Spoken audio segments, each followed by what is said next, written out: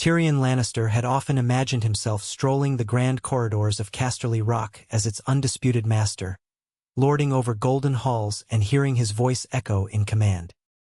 He had played with the thought during his youth, eyes sparkling with mischievous delight, mouth often quirked in an ironic half-smile. Yet time and brutal experience taught him that life's gifts come with brambles and hidden barbs.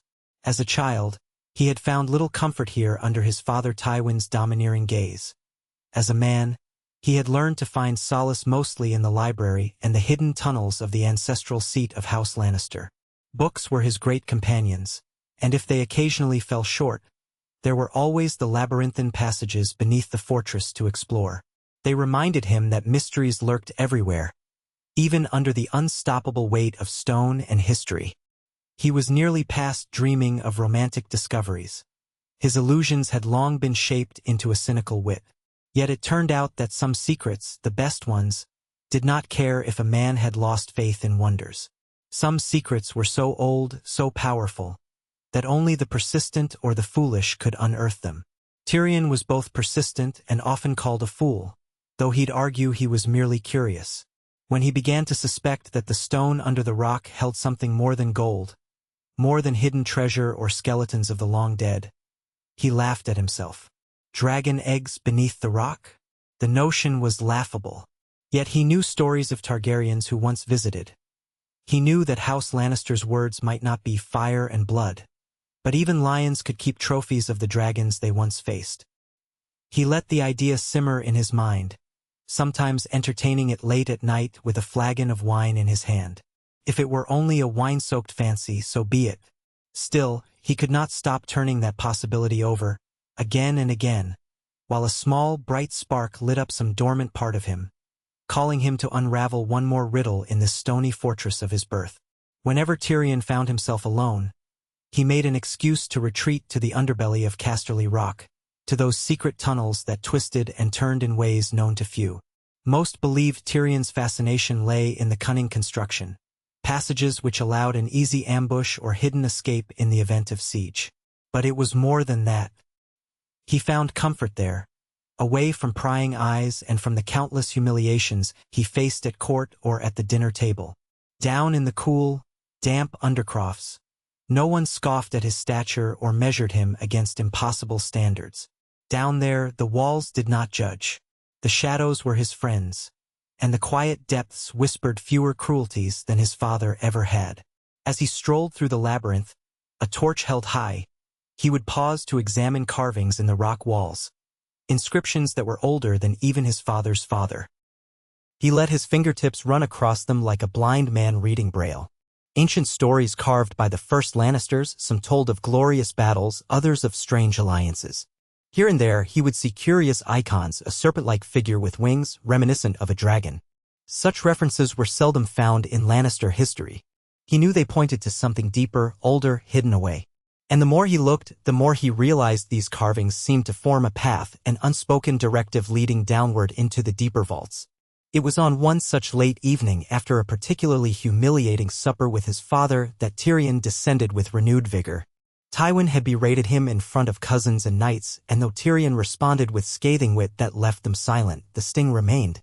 A man born half a Lannister in height but with a lion's intelligence had nowhere else to vent his frustration except these tunnels. He went with determination, armed with a fresh torch, a small dagger at his belt, and a heart that wanted to find something, anything, to show that there was still a destiny for him. That fate had not merely made him a twisted footnote in the grand story of House Lannister.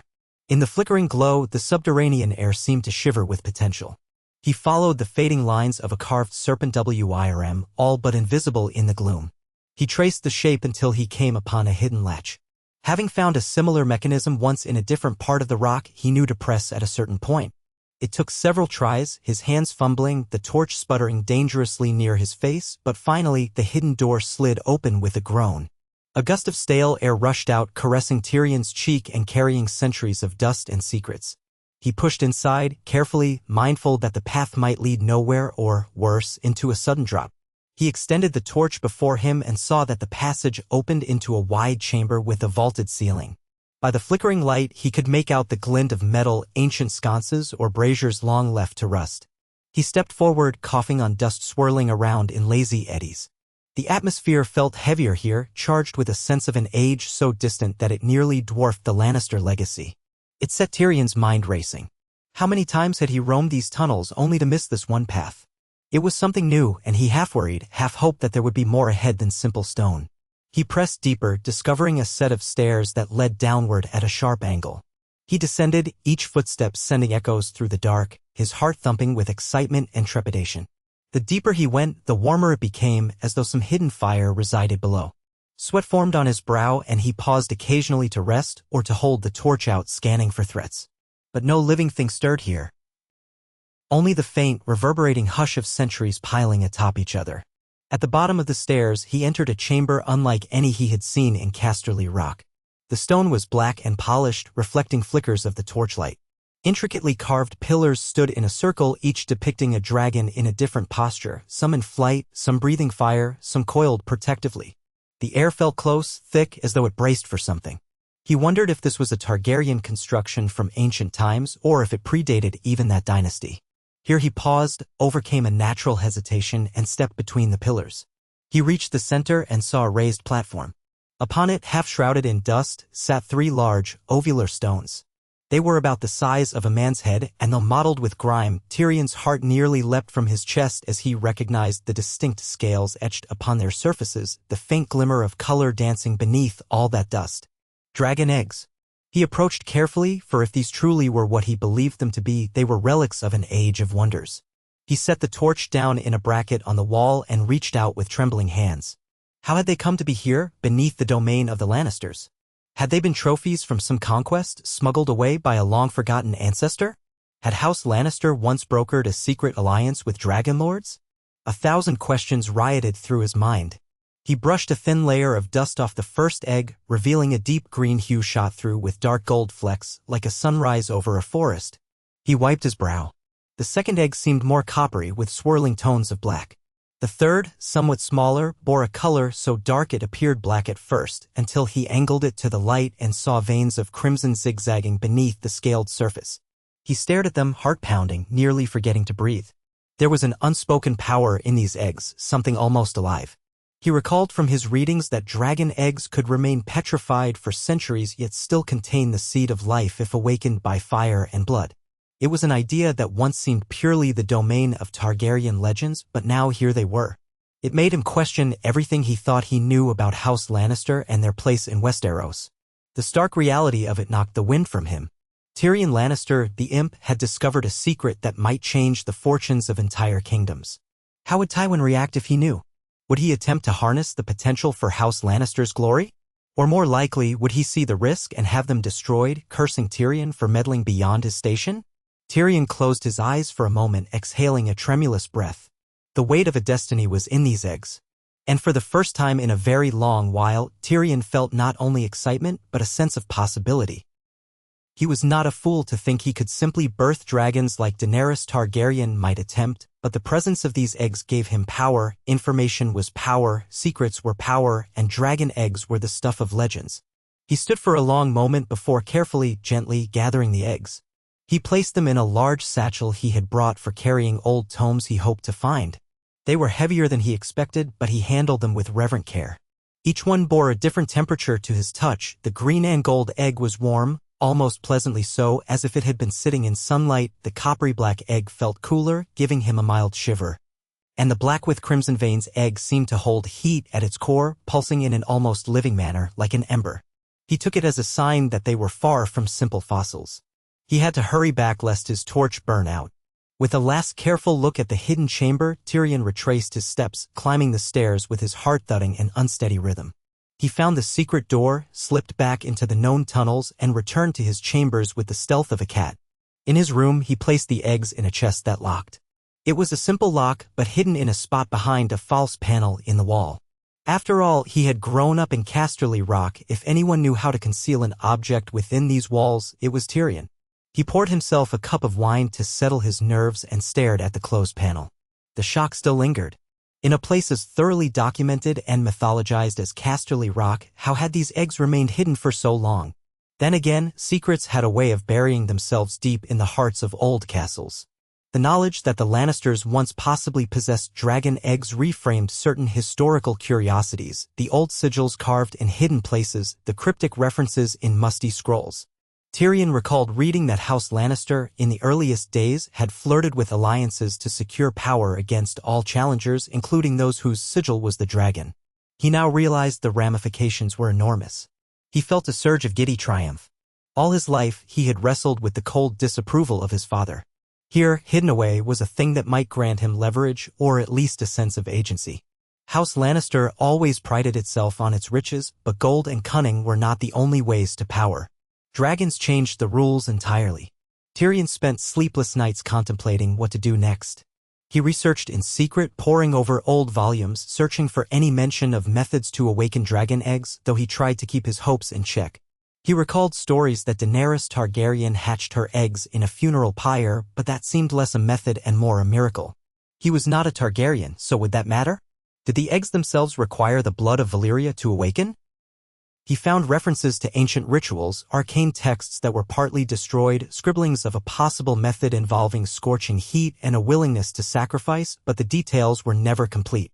Frustratingly so. Yet, the quest to understand these eggs kept him from bitterness. For the first time in years, Tyrion felt a fire in his belly not fueled by wine and sarcasm. He had a secret. One day, at a time of his choosing, he would decide if the world should know. He started to make subtle inquiries disguised as typical historical curiosity. From certain old maesters and scribes who visited Casterly Rock, he gleaned more fragments of knowledge. He bought ancient texts from traveling merchants. He listened carefully whenever the subject of dragons arose, which was rare now that the last Targaryens seemed on the brink of extinction. And all the while, he practiced his usual wit and played the part of the least threatening member of House Lannister. Let them see him as a drunken jester if they wished, better that than to suspect he harbored something that could upend the balance of power in Westeros. Weeks turned to months. The eggs remained hidden in his chest behind the secret panel. Tyrion would take them out occasionally late at night, feeling the subtle differences in temperature between them. He swore the green and gold egg had grown a fraction warmer. The black with crimson veins egg sometimes felt as though it throbbed against his palm. Perhaps he was imagining it. Perhaps not. An idea began to form in his mind, an insane, impossible idea, but one that tantalized him. What if he found a way to hatch them? If dragons returned under his aegis, would that finally make him more than an object of contempt in his father's eyes? Or would Tywin find that notion so threatening that he'd order the eggs destroyed and disown Tyrion forever? The old man's wrath was legendary.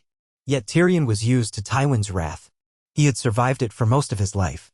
Perhaps he could endure it still if it meant forging a new destiny. He began to think that he might need allies who understood such wonders. The only living Targaryens he knew of were Viserys and Daenerys across the narrow sea. Of those, Viserys was rumored to be a half-mad beggar king and Daenerys but a child bride to some Dothraki Khal. Hardly the best route for partnership. But there might be maesters who specialized in Valyrian lore, or even some black market sorcerers who claimed to know secrets from the Age of Dragons. He kept these thoughts to himself, feigning only mild curiosity in conversation while storing up every piece of relevant knowledge. All that reading had taught him the importance of preparation. If the day ever came to attempt the unthinkable, he would not do it blindly.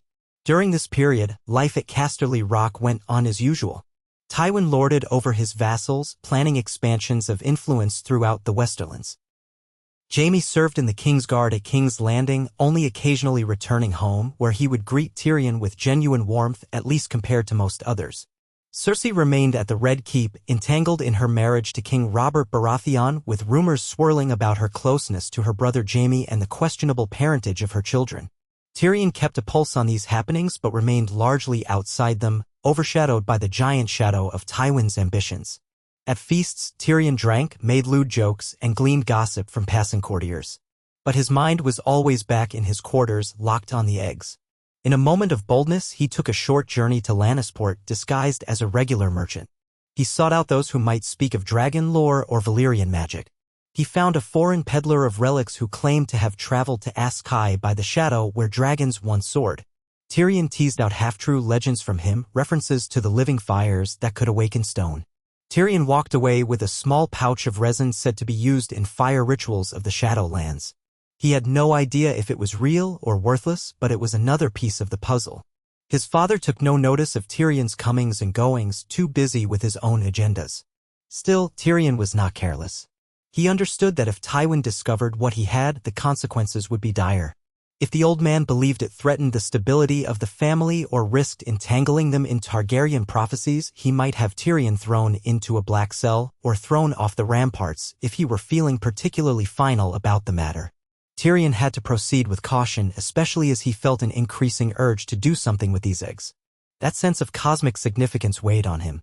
Even if he never hatched them, knowledge of their existence was a burden. He realized that just having them locked away behind a panel was not enough. If there was even a chance they could be awakened, he would be damned if he let the opportunity slip away without at least trying. Yet he could not attempt such a thing in the very heart of Casterly Rock.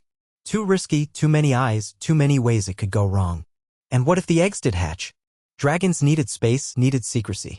Where might he find that? The question followed him like a ghost.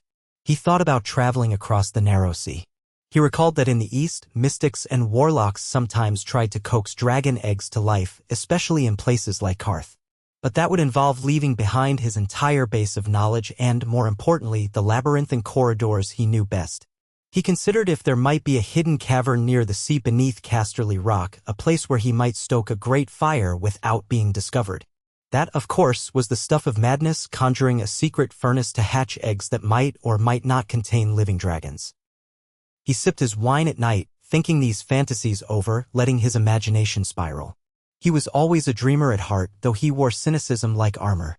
For once, he allowed himself to dream openly like a child who believes in wonders. The next day, he scouted the rocky beaches below the fortress where the tide crashed into hollows and sea caves. He found caverns that opened at low tide, though they were wet with brine and smelled of rotting seaweed. Hardly an ideal environment for hatching creatures of fire. Still, if he were to stage something clandestine, perhaps a rocky cave by the sea was the best he could do. He took note of a particular cave that ascended deeper into the cliffside. If he could keep the sea out, if he could somehow build a makeshift kiln or pyre there, maybe, just maybe. That night he stayed awake until dawn, drafting plans in his mind. His father was due to leave for King's Landing soon, called upon by the king to sort out some dispute. Tywin would be gone for weeks and Tyrion could move more freely in that time. The notion made him oddly excited, though fear gnawed at him, too. Even in Tywin's absence, the rock was full of eyes and ears. He had to find a way to bring the eggs to the cave without attracting notice. A single slip would ruin everything. Tyrion, however, was adept at secrecy. All his life, he had practiced. He waited patiently, playing the part of the bored dwarf while Tywin's departure day came and went. As soon as his father's retinue was out of sight, Tyrion set his plan into motion. His first step was to secure help discreetly. He enlisted Podrick Payne, young Pod, who had a knack for loyalty and an equal knack for being overlooked. Tyrion told him they were moving books and personal artifacts for a private project of research. Pod had no reason to doubt him. In the dead of night, they took a small skiff from the Lannisport docks, loading a crate that, unbeknownst to Pod, contained the dragon eggs swaddled in thick blankets. Tyrion insisted on handling the crate himself, feigning carefulness over fragile scrolls. It was a tense journey, the moon hanging low over black waters. The rock loomed above them like a silent sentinel, and the gentle splash of oars was the and why sound besides Tyrion's anxious breathing. He had told the guards at the dock that he was taking a late-night fishing trip with a manservant, a story that raised some eyebrows but was not questioned too deeply. No one dared cross a Lannister for such a minor eccentricity. After all, Tyrion was known for his odd pursuits. They rowed to the hidden cave entrance that Tyrion had discovered, timing it with the low tide. They waded through ankle-deep water, pushing the small skiff onto slick pebbles. The cave smelled of salt and fish, the walls covered in slimy algae. Pod looked around in mild confusion. "Are you sure this is the right place, my lord?" Tyrion only grunted a vague response. By the light of torches, they moved the crate deeper into the cavern where the ground rose above the tide line. Tyrion saw evidence that the water only reached this part during storms or extremely high tides. It was there he had set up a small arrangement of logs, resin, and bits of coal. He had placed sacks of dried dung from local farmers, an old trick for fueling fires to intense heat. Pod said nothing, though he looked perplexed. Tyrion told him to wait at the cave mouth to keep watch. Pod complied, but he did shoot the dwarf a worried glance. Alone, Tyrion opened the crate. He removed the blankets and stared at the eggs under the flickering torchlight. He inhaled deeply. This was the moment. He was about to attempt something not even the Targaryens had fully understood. It was madness, yes, but who else dared to try? He arranged the eggs carefully atop the fuel, spacing them so they would be surrounded by flames on all sides. He poured the foreign resin around them in a circle, recalling half-lost incantations from his reading. He drew a dagger across his palm, letting a thin line of blood drip onto each egg, one by one. The gesture was symbolic, a homage to the notion of blood and fire. He felt a sting of pain, but also a strange exhilaration. He lit the kindling with flint and tinder, watching as the flames caught, licking around the dried dung and resin. They began to climb higher. The heat intensified quickly, spitting and crackling in the enclosed space. Tyrion stepped back, shielding his face with an arm. His breath came fast, heart hammering. The eggs took on a glow, the scales reflecting the flames. The cave glowed with shifting oranges and reds. Smoke curled upward. For a long while, Tyrion simply stared, transfixed. He thought he saw movement in the swirling patterns on the shells. Or maybe it was just his imagination dancing with the flames. The heat grew almost unbearable and sweat poured down his face. He took a ragged breath, feeling faint from the smoke. Perhaps he needed to add more fuel, but the resin was burning too quickly. Suddenly, the coppery black egg let out a sharp crack. Tyrion's eyes widened. The sound echoed off the stone walls. He stumbled forward, ignoring the pain of the heat against his face, to look more closely. A single hairline fissure was visible on the egg, a vein of glowing orange from within. His heart soared. He didn't know if this was normal expansion from the heat or a sign of life. But gods, how he wanted it to be the latter. He added more wood and dung, determined to see this through. The fire roared higher, the temperature almost suffocating. Tyrion coughed, stepping back. Smoke stung his eyes, and tears ran down his cheeks. The two other eggs showed no cracks, but their color seemed to intensify, shimmering with hidden luster. Time lost its meaning in the haze of heat and smoke. Tyrion swayed on his feet, refusing to leave the spectacle before him. If this was a fool's errand, he would see it through to the end. Each crackle of the fire, each pop of resin, made his nerves jump. After what felt like hours, he heard Pod's voice calling from the cave entrance, concern turning to alarm. Tyrion realized he was half-choking, his lungs filled with acrid smoke. He stumbled back, feeling dizzy. The coppery black egg now had multiple cracks, fiery lines snaking across its surface. Tyrion wanted to see it hatch fully, but he also realized he might perish of smoke inhalation if he stayed. Reluctantly, he staggered away, calling out for Pod to help him. Pod ran in, eyes watering, and half-carried, half-dragged Tyrion outside into the fresh sea air. Tyrion coughed violently, gasping at the sudden sting of salt and wind. His vision was blurred, but he could see tongues of flame flickering inside the cave. He fought against Pod, trying to push himself upright. "I must see it," he rasped. "The eggs." But Pod shook his head, fear evident in his eyes. The young man believed something monstrous was happening. Finally, Tyrion pulled himself free, insisting he had to at least douse the flames before they spread too far and revealed them to the outside world. Summoning what strength he could, he and Pod took buckets of seawater and carefully threw them into the fire, controlling it just enough that it wouldn't burn continuously. Tyrion squinted through the shifting smoke, trying to see the eggs. The coppery black egg had cooled somewhat, steam rising from it, the cracks still visible. The other two eggs bore blackened scorch marks on their shells. Whether they had cracked, Tyrion couldn't tell through the haze. Exhausted, he slumped to the cave floor, chest heaving, tears streaming from his eyes. He felt deflated. He tried to call forth dragons and had nearly roasted himself in the process. The notion was ridiculous. And yet, those cracks on the coppery egg, they were real, weren't they? He wasn't dreaming that. "Come," he finally said to Pod, voice rough. "We can't stay here. We'll return tomorrow to see if anything changed." Pod nodded, clearly relieved. With unsteady hands, Tyrion carefully pried the eggs from the embers, wincing at the heat. He wrapped them in the blankets, placing them back in the crate. If there was a chance the egg was alive, he couldn't bear leaving it there unguarded. The slight movement he thought he felt inside that coppery egg haunted him. They shoved off in the skiff, rowing back under the moonlight in silence. Tyrion felt a churning mix of disappointment, fear, and a flicker of hope.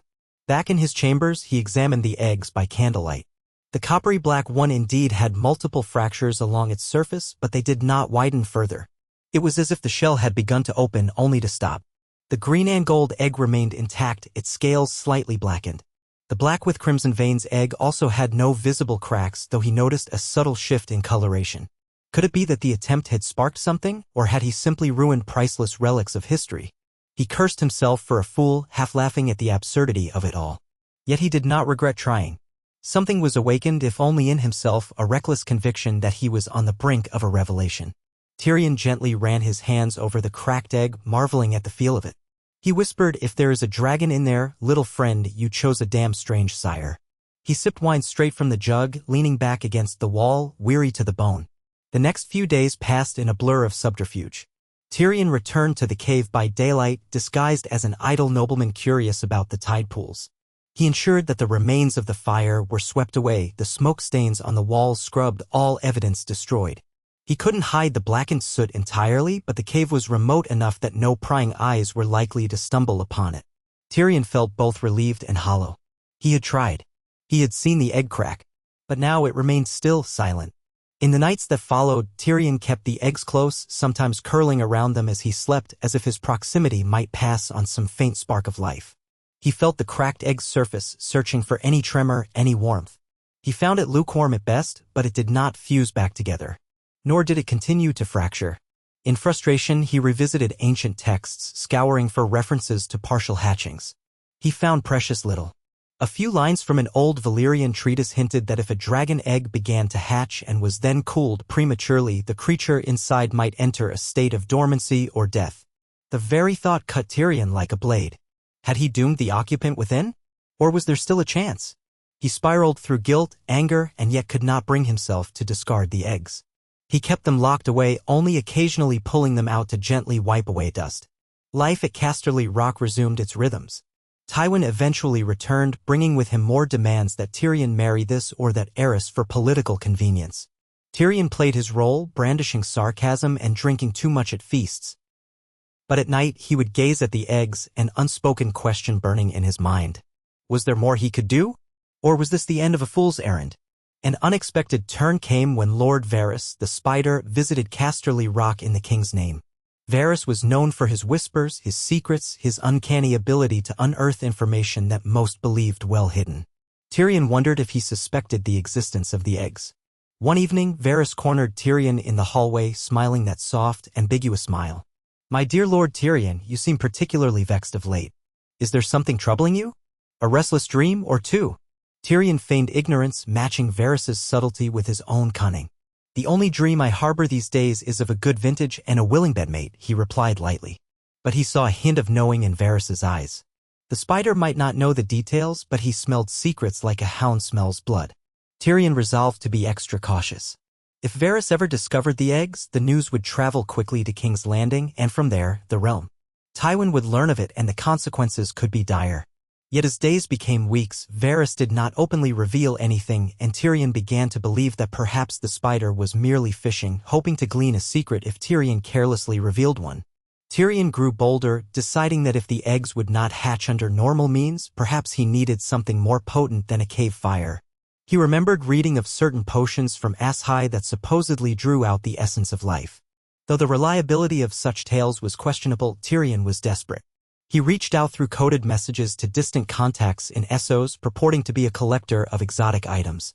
He offered gold for anything rumored to awaken or preserve dragon eggs. He waited anxiously for replies. To hide his intention, he discreetly converted Lannister gold into smaller, unmarked coins, which he placed in the hands of middlemen. He was playing a dangerous game, but Tyrion's sense of caution warred with his hunger for results. The eggs were his obsession now, and he was not the type to give up easily. Months slipped by with little return on these efforts, and the eggs remained inert. Tyrion's hopes began to wane. He wondered if he should quietly place them back in the hidden chamber where he had found them, let them become lost relics once more. Perhaps that was their fate. Then a letter arrived from a contact in Volantis, speaking of a certain alchemist who specialized in Valyrian fire rituals. Tyrion studied the letter by candlelight, an uneasy thrill coursing through him. The alchemist demanded an exorbitant sum, and he required a personal meeting in Volantis. Tyrion felt the weight of the choice pressing on him. Could he truly leave Westeros on such a dangerous errand, slipping away from Tywin's notice? It was near impossible. But the call of possibility stirred him. If there was even a small chance this man could help hatch the eggs, how could Tyrion ignore it? He concocted a ruse, telling Tywin he intended to travel to the Free Cities for a wine-tasting tour and to negotiate cheaper imports for the rock. Tywin, while suspicious of Tyrion's motives, found no reason to forbid it outright. Lowering the cost of imported goods was in the Lannisters' interest, after all. With letters of introduction and enough gold, Tyrion set off on a merchant ship to Volantis, leaving the rock behind. He took only Pod and a handful of loyal guards, plus a trunk full of the finer Lannister coin. The eggs remained hidden within a specially crafted compartment of his luggage. Every night on the voyage, Tyrion would unlock the compartment, gaze at the coppery black egg, and run his thumb over the cracks. The hairline fractures still remained, neither healing nor widening. He whispered to it, half in jest, half in hope, as one might talk to an unborn child. In Volantis, the air was warmer, heavy with the smell of exotic spices and the incessant drone of commerce. Tyrion made his rounds, playing the part of a wealthy noble who had come to indulge in the pleasures of the oldest city. He arranged lavish dinners, met with local wine merchants, and acquired generous samples of their best vintages. But his true goal was to find the alchemist. This proved more difficult than expected, as the man moved in secret circles and rarely revealed himself to foreigners. Tyrion's gold was persuasive, though, and eventually he was led through winding back alleys to a dimly lit shop that smelled of sulfur and stale incense. There he met a tall, gaunt figure with burn scars on his hands and forearms. The alchemist's voice was raspy, and his accent suggested he was not a native of Volantis. Perhaps he hailed from somewhere beyond the Red Waste. Tyrion wasted no time. "I have dragon eggs, or so I believe. One partially cracked under extreme heat. I want to know if they can still be hatched." The alchemist regarded him with guarded interest, the flames of the oil lamps reflecting in his dark eyes. "Dragon eggs are fickle," he replied in a low tone. "Most are dead stone, never to bear life. But some can be stirred if the old powers align." He demanded to see the eggs. Tyrion hesitated but finally agreed, following the alchemist to a hidden cellar where wards and glyphs were etched into the walls. Tyrion's guards stood at the door, exchanging uneasy glances. Tyrion then presented the eggs. The alchemist's eyes widened a fraction, the first sign of genuine surprise Tyrion had seen. He ran a careful hand over the shells, tapping them with a small mallet, listening to the tone. He was particularly interested in the coppery black egg with cracks. "This one," he murmured, "has potential. But it has been awakened and then stilled. The other two? I cannot say." Tyrion's heart pounded. "Is there a method to finish what I started?" he asked. The alchemist nodded slowly. "There are rituals older than Valyria, but they require sacrifice." Tyrion felt a chill. "What kind of sacrifice?" The alchemist's lips twitched into something that might have been a smile. "Blood, of course. But more than that. A life freely given or forcibly taken fuels the dragon's birth. Fire and blood, my lord. Fire and blood." Tyrion felt a cold sweat break out under his collar. He thought of Daenerys Targaryen's story, how she had walked into a funeral pyre, losing her child, her husband, and emerging with dragons. He had always assumed that was a fluke, a once-in-a-lifetime happening. But here was a man telling him that it could be replicated if Tyrion were willing to pay the price. Tyrion's mind reeled with moral implications. He had never been one for cruelty, cynicism, yes, but not cruelty. Could he stomach such a sacrifice? Would it even work for someone who lacked Targaryen blood? He pressed the alchemist for details. The man only gave cryptic answers, referencing ancient incantations, the need for one who carries a dragon's promise within their veins. Tyrion was about to protest that he was no Targaryen when the alchemist fixed him with a penetrating gaze. "There is Valyrian blood in you, albeit faint," he said softly. "Your hair, your mother's line, I suspect." An echo of the old rumor. Tyrion froze. He had heard whispered rumors that his mother had once had an affair with the Mad King Aerys, that perhaps Tyrion was the bastard son of a Targaryen. He never put much stock in such talk, writing it off as vile gossip. Yet the possibility lingered like a phantom in corners of conversation. Now the alchemist stood there, claiming to sense something. Tyrion's mind whirled. If it were true, if it were even partially true, did that mean he was more than a Lannister by blood? The thought both excited and terrified him. Unsure what to believe, Tyrion left the alchemist's shop deeply troubled. He wandered the streets of Volantis, drinking wine from a skin, ignoring the stares of passers-by. His heart was at war with itself. He had come here to hatch dragons, to seize a power that would finally grant him respect. But the cost might be immeasurable. And if it were discovered that he had Targaryen blood, that would be a political bombshell in Westeros. All his ties to House Lannister could be severed. Tywin would disown him at best, kill him at worst. Yet part of him felt a strange glimmer of pride. Perhaps the reason he always gravitated toward dragons in the old stories was that the dragons were, in some way, part of him. That night, alone in his rented villa, he took out the coppery black egg and stared at it by candlelight. He traced the fractures, thinking of the life that might lurk within. "What am I supposed to do?" he whispered. The egg, silent, offered no reply. He debated returning home, burying the dream. But that memory of the egg cracking under fire stirred him like no other. The next morning, Tyrion returned to the alchemist, determined to glean all he could. The man insisted that to fully hatch the egg, Tyrion needed a conflagration fueled by a potent ritual under the night sky. Tyrion balked. Sacrificing an innocent was not something he could do lightly. He asked if there was any other way. The alchemist shook his head, expression unreadable. Fire and blood was all he said. There is no cheating the old magic. Tyrion paced in that cramped cellar, the weight of the decision crushing him. He had never been a righteous saint, but he was not a murderer of the innocent. He prided himself on a certain moral code, even if it was overshadowed by cynicism. Could he find a volunteer willing to die in fire for the birth of a dragon? That seemed preposterous. Another approach entered his mind. Perhaps the sacrifice did not need to be a human life. The Targaryens often used the burning of a beloved figure like Khal Drogo, yes, but that was a special case. Could an animal suffice? The alchemist sneered at the suggestion, asserting that the potency of a ritual demanded more. Tyrion snapped at him, potency be damned. I won't kill an innocent person just to hatch a dragon. The alchemist shrugged. Then your egg will remain stone. Furious and disillusioned, Tyrion stormed out. That night, he sat at a tavern by the harbor, drowning his frustration in cups of sour red. Pod hovered nearby, concerned for his lord. Tyrion was gloomily reflecting that perhaps he was not meant to be a dragon's father. In the midst of the raucous tavern crowd, a brawl erupted. Blades were drawn, curses flung. Tyrion tried to avoid the chaos, but a drunken bravo reeled into him, sending him sprawling. Pod leaped to defend him, and in the melee, the bravo ended up gut-stabbed on Pod's short sword. The man dropped, bleeding out on the tavern floor. Tyrion, half-stunned, watched the life drain from the man's eyes. It was neither desired nor planned, just another drunken fight in a lawless port. But an idea, morbid and immediate, flashed through Tyrion's mind. They dragged the dying man outside. Ignoring the outraged shouts of the tavern keeper, Pod was frantic. We have to get away, my lord. But Tyrion knelt over the dying man, whose blood pooled in the dirt. The man was gasping, the spark of life flickering. Tyrion looked at him, battling a surge of guilt, madness, and desperation. The alchemist's words echoed in his head, a life freely given or forcibly taken, the man was beyond saving. With quick thinking, Tyrion had Pod help haul him through deserted alleys. They were risking trouble with the local authorities, but Tyrion hardly cared in that moment. He guided them to the alchemist's shop, banging on the door like a fiend. The gaunt figure opened, eyes flicking down to the bleeding man. Tyrion rasped, "Is this enough blood for you?" The alchemist's response was eerily calm, a raised eyebrow. "Bring him." They carried the nearly dead bravo to the hidden cellar. Tyrion retrieved the coppery black egg from a satchel, breath-labored, mind-spinning. The alchemist began chanting in a harsh, guttural language. Pod stood aghast, trembling as Tyrion positioned the egg beside the dying man, whose blood seeped onto the floor. The alchemist circled them both, sprinkling powders into a brazier of coals. The room filled with smoke, tinted purple. Tyrion's head swam with confusion, regret, and a savage hope. Moments later, the dying man gave a final shudder, eyes rolling back. The alchemist seized Tyrion's wrist, guiding his hand to the man's chest. Tyrion felt hot blood coat his fingers.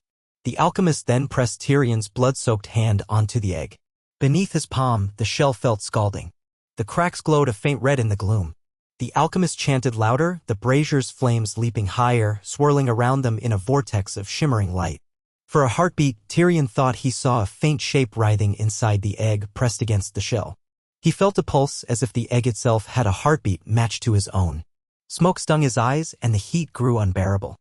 With a deafening snap, a chunk of the shell broke away, revealing something wet and glistening within. Tyrion recoiled, heart pounding. He saw movement, something small, serpentine. The alchemist let out a triumphant hiss. Pod let out a muffled yelp, stepping back against the wall, horror and awe twisting across his face. Tyrion forced himself to look, adrenaline coursing through him. A tiny head pushed through the opening in the shell, steaming and dripping with membrane, the eyes closed. Then, with a flick, they opened two slits of molten gold. Tyrion caught his breath. He was gazing at a hatchling dragon. It was barely larger than a cat, slick with birth fluids, a faint wisp of smoke curling from its nostrils. Its scales were a dark, coppery color, shading to black at the edges, and it let out a pitiful, rasping squeak. Tyrion felt tears sting his eyes. It was real. He had done it. A monstrous act, an unholy ritual, yes, but a miracle all the same. He reached out with trembling fingers, half expecting the creature to bite him. Instead, it blinked at him, uncertain head wobbling as it attempted to hold itself upright. "Gods," Tyrion whispered, voice choked. "What have I done?" The alchemist's rasping voice broke the hush. "You have brought a dragon into the world. From blood and fire it is born." The man's eyes gleamed with an almost fanatical fervor. Tyrion, dazed, glanced at the dead Bravo sprawled on the floor, the chest still sticky with warm blood. A wave of nausea and guilt surged in him, but overshadowed by the awe of this living creature that pressed its forelimbs against the remnants of its shell, tail flopping.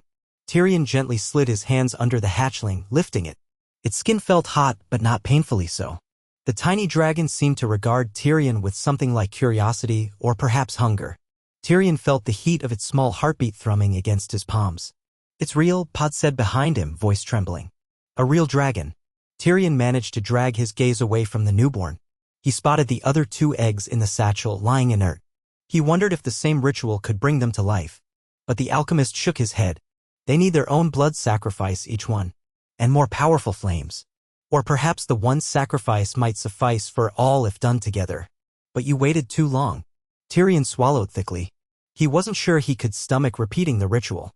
Yet he was left with the undeniable fact that he now held a living dragon in his hands. By the 7, what would he do next? He told himself he had no choice with the dying man. That was half true.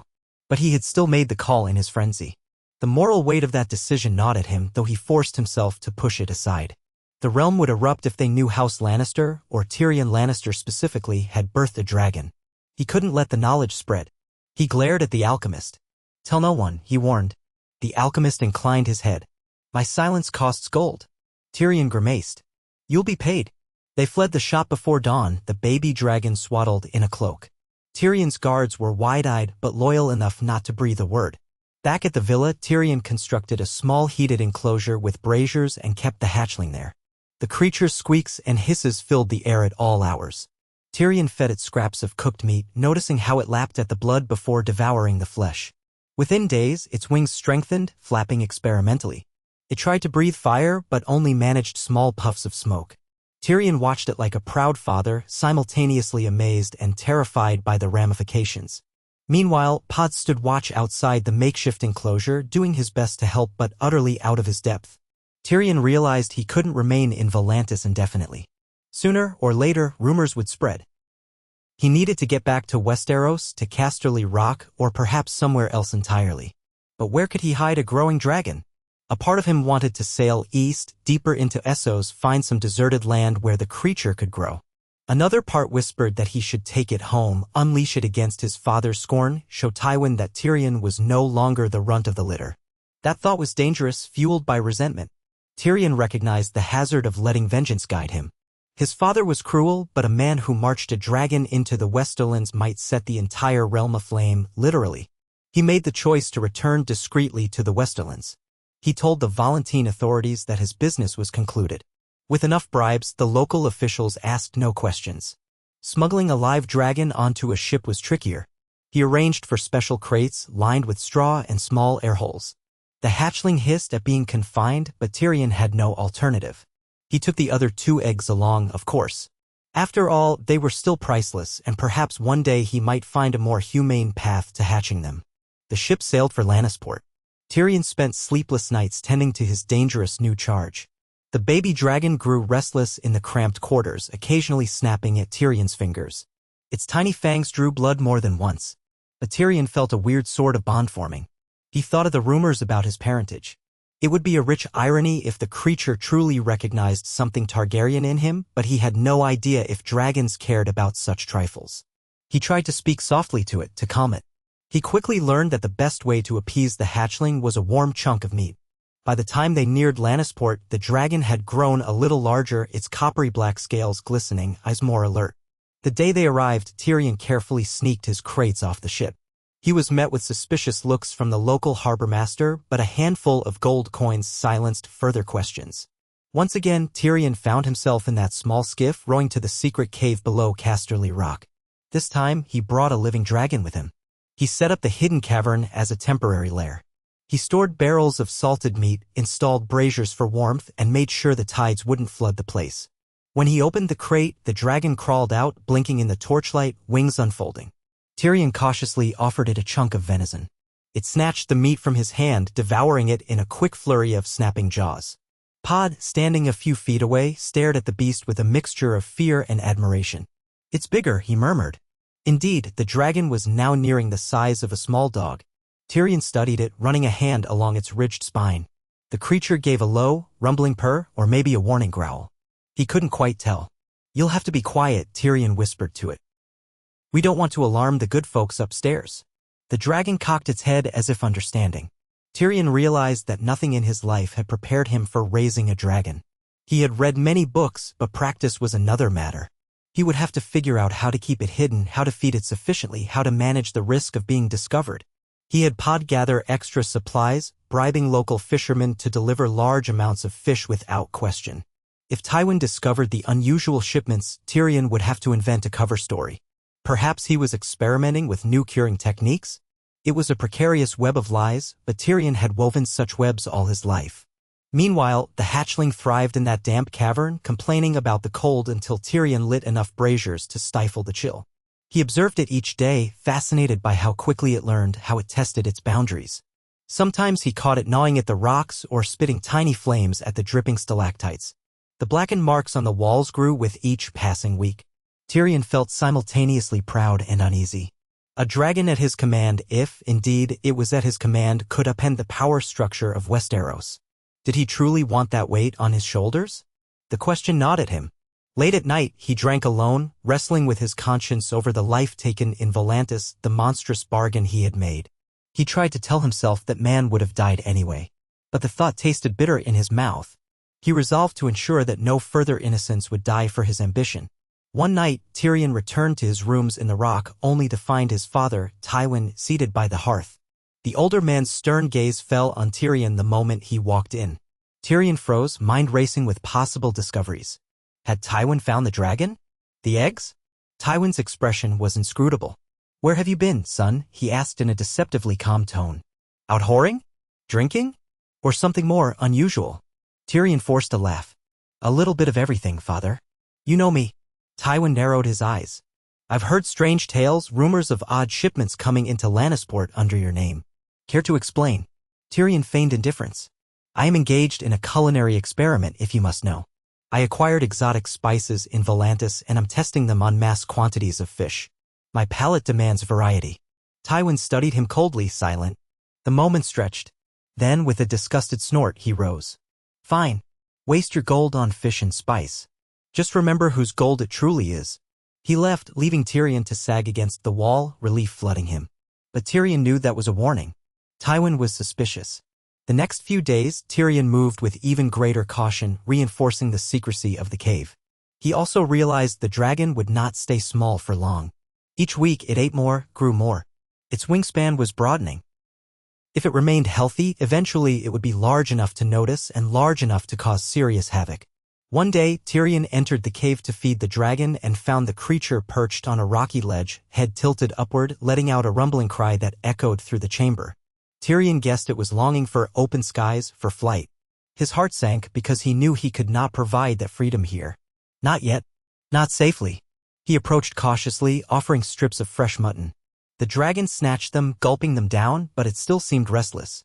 It hissed, flapped its wings, sending a spray of seawater off the walls. Tyrion murmured, "Patience, my friend. The world isn't ready for you yet." The dragon's eyes gleamed in the torchlight. Tyrion could almost believe it understood. He considered forging a pact with Daenerys Targaryen if rumors that she had dragons of her own were true. But that would mean traveling across the world again and potentially becoming entangled in Targaryen claims to the Iron Throne. He thought of how Tywin would respond to that.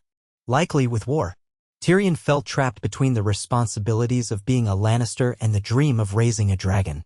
A sense of inevitability loomed over him. Sooner or later, Tywin or someone else would discover the secret. Perhaps that would spark a confrontation that would tear Westeros apart. In the midst of these worries, Tyrion found himself cherishing the bond he shared with the dragon. He had named it Emberfire for the color of its scales and the faint glow they took on when it breathed out smoke. Even though the name sounded dramatic, Tyrion smiled whenever he said it. The dragon was his friend, perhaps the first being that did not mock him for his stature or scorn him for his existence. In Emberfire's golden eyes, Tyrion saw neither pity nor contempt, only an ancient, primal intelligence. The weeks blended into months. Tyrion balanced his public life and his secret guardianship. He bribed guards to stay away from certain tunnels, used cunning to deflect suspicion. Emberfire grew to the size of a large dog, wings expanding with each molt. The day it first spewed a real tongue of flame instead of a puff of smoke, Tyrion felt both awe and alarm. The cave walls blackened further, soot layering everything. Each day, the stench of sulfur and char grew thicker. Tyrion worried that someone might notice the odd plumes of smoke escaping the cave vents along the cliff face. He made sure to keep watch for passing ships, instructing Pod to raise alarm if any tried to land near the cave.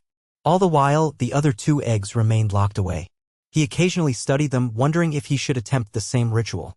But the memory of that night in Volantis still chilled him. He did not want more blood on his hands, not unless there was no other way. One dragon was already precarious enough. And so Emberfire was the solitary heir of Tyrion's foolish gamble, growing stronger by the day.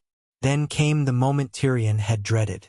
A group of Lannister soldiers, led by a zealous young captain seeking to impress Tywin, decided to investigate the tunnels for contraband or smugglers. Word reached Tyrion too late.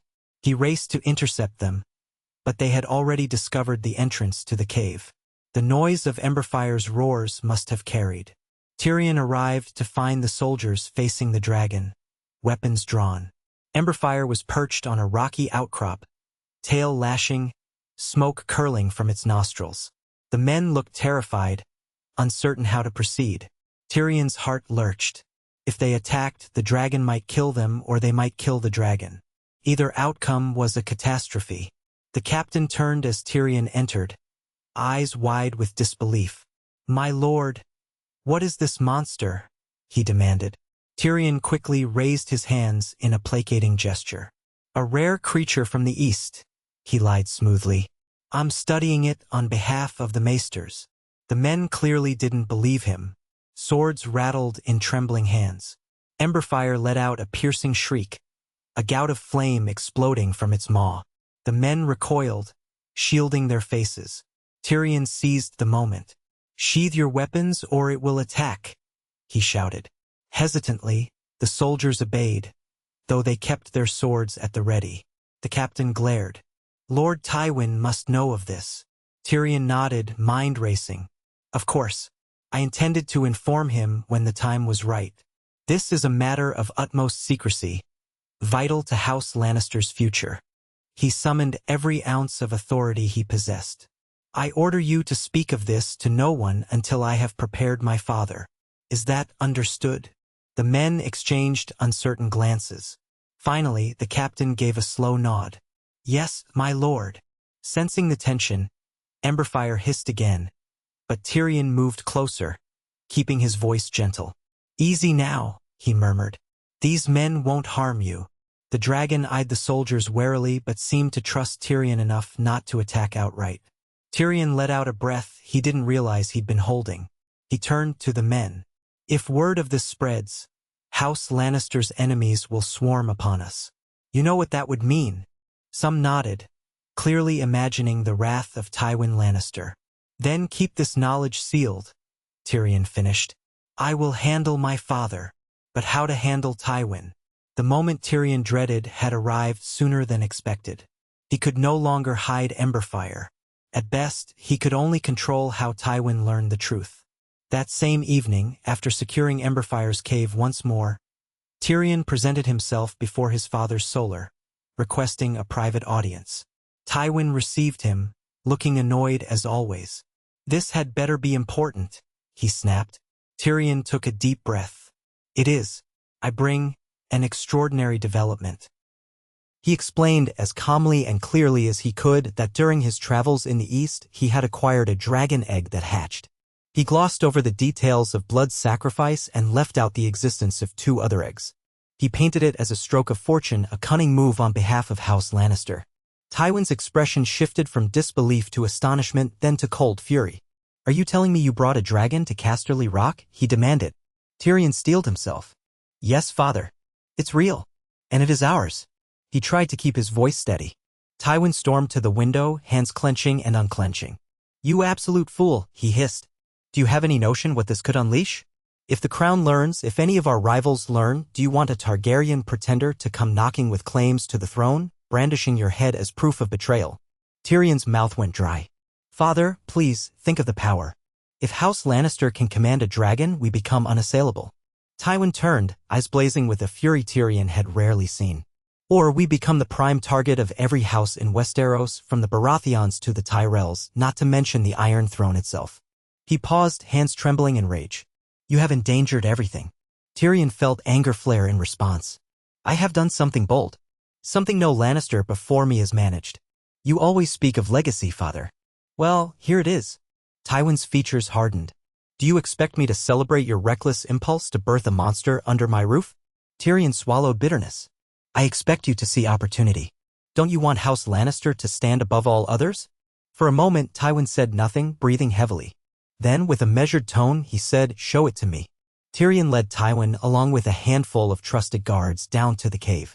Emberfire sensed their approach, letting out a shrill cry. Tyrion stood between the dragon and the men, heart pounding. Tywin's eyes widened as he beheld the creature.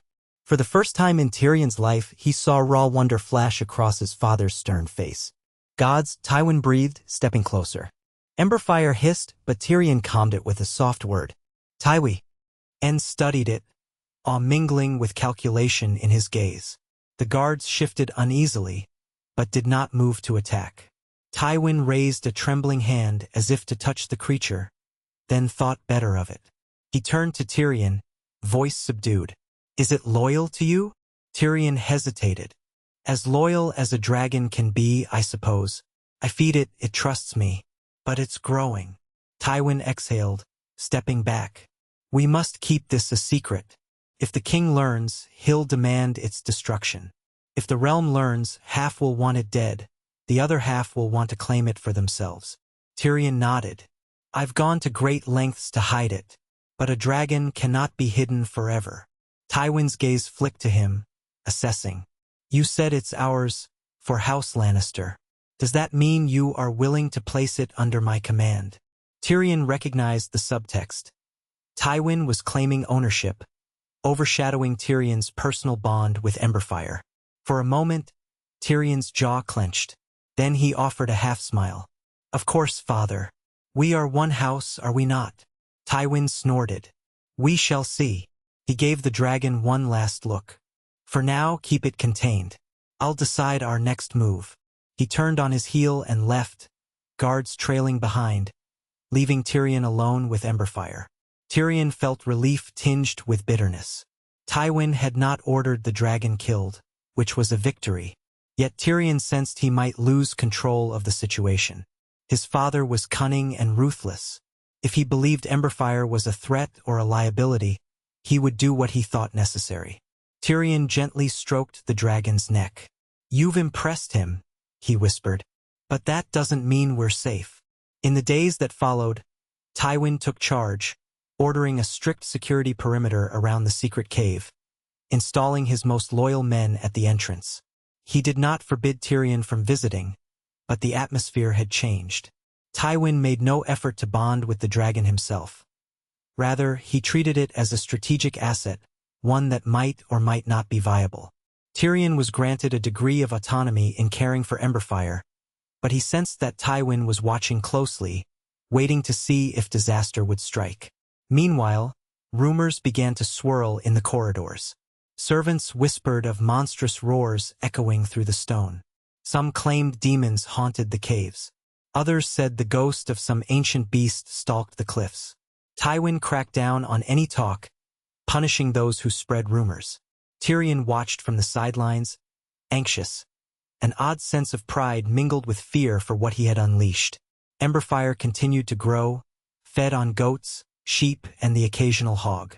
The day it began to properly breathe fire, scorching half a rock wall, Tywin had the vantage to see the display. His face betrayed a flicker of awe, but he maintained stoic composure. Tyrion sensed, however, that his father was beginning to grasp the potential here. A living dragon allied with House Lannister could shift the balance of power across the realm. Tywin's restless mind turned on that possibility day and night. Yet Tywin, ever practical, also recognized the danger. He brought a handful of skilled archers into the cave, explaining that if the dragon ever turned on them, they must be ready to kill it. Tyrion's protests fell on deaf ears. "We must remain in control," Tywin insisted. "Without control, we're inviting chaos." Tyrion seethed silently but dared not openly challenge his father. The situation stood on a razor's edge.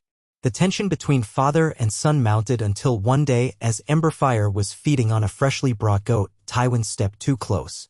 The goat, still bleeding, spattered blood across the rocky floor. The smell seemed to inflame Emberfire's instincts. The dragon snarled, wings spreading, spitting a small jet of flame at Tywin. Tyrion shouted no and rushed forward, placing himself between them. Tywin stumbled back, startled. One of the archers knocked an arrow ready to let fly. Tyrion threw up his arms. "Hold!" he bellowed. Emberfire hissed, tail lashing, but did not attack again. Slowly, the dragon subsided. Tywin's face darkened with rage, half from terror, half from wounded pride. "Do you see?" he spat at Tyrion. "It's a savage beast. How can it be trusted?" Tyrion stared defiantly, sweat beading on his brow. "It's a living creature, father, not a mindless weapon. You have to show caution and respect." Tywin's lips curled. "Don't lecture me. If it singes me again, I'll have it killed." Tyrion's anger flared, but he swallowed his retort. He knelt by the dragon's side, calming it with a soothing tone. He could feel Tywin's glare like knives in his back. He knew in that moment that the uneasy alliance between them was unraveling. In the following weeks, Tywin tried to impose stricter measures, forging a chain to keep Emberfire in place, rationing its food, stationing archers at all times with orders to kill if the beast became unruly. Tyrion objected vehemently, fearing that mistreating the dragon would only breed resentment and aggression. Tywin refused to yield, insisting that the survival of the house depended on absolute control. Tyrion's patience snapped. One night, he crept into the cave, freed Emberfire from the chain, and led the dragon deeper into the tunnels. He had discovered a hidden path that ascended behind the rock, emerging on a secluded ledge high above the sea. The night sky stretched overhead, stars shimmering. Emberfire sniffed the air, letting out a low, warbling cry. Tyrion stood beside the creature, hands trembling. "I can't keep you locked up forever," he whispered. "But I can't let you go free either. What am I to do?" As if in answer, Emberfire spread its wings, testing the salty wind. Tyrion watched, a lump in his throat. Should he let the dragon fly away? Could it even manage flight yet, or was it too soon? Emberfire paced at the cliff's edge, uneasy, sensing Tyrion's indecision. Then, behind them, a party of Lannister guards appeared, torches in hand, led by Tywin himself. "Tyrion!" Tywin roared. "What are you doing?" Emberfire, startled, whirled around, flames licking at its jaws. Tyrion threw up a hand, trying to keep the guards at bay. "Stay back," he shouted. One guard stepped forward, crossbow raised. Without hesitation, Emberfire unleashed a torrent of fire. The guard screamed, ignited in a flash of orange, toppling over the ledge. Chaos erupted. The other guards rushed forward, brandishing spears and swords. Tywin barked orders, "Subdue it. Kill it if you must." Tyrion's heart pounded. "No," he cried, placing himself in front of Emberfire. But the panicked guards were already loosing arrows. Emberfire roared, flames erupting in a sweeping arc. The night lit up with the fury of a young dragon. Tyrion ducked, smoke filling his lungs. He heard men scream. Tywin stumbled back, face contorted with shock. More arrows whizzed by, one lodging in Emberfire's shoulder. The dragon screeched, rearing up in pain. Tyrion felt a wave of despair. He saw Tywin shouting for them to bring it down, the glint of madness in the older man's eyes. He would not let them kill Emberfire. Seizing a desperate chance, Tyrion grabbed a torch and waved it, trying to distract the guards. Emberfire, spurred by pain and fear, scrambled to the cliff edge. Tyrion sprinted alongside, ignoring Tywin's furious cries. For a heartbeat, the dragon poised at the edge, wings spread wide, an arrow jutting from its scaled flank. Tyrion hesitated, tears burning in his eyes.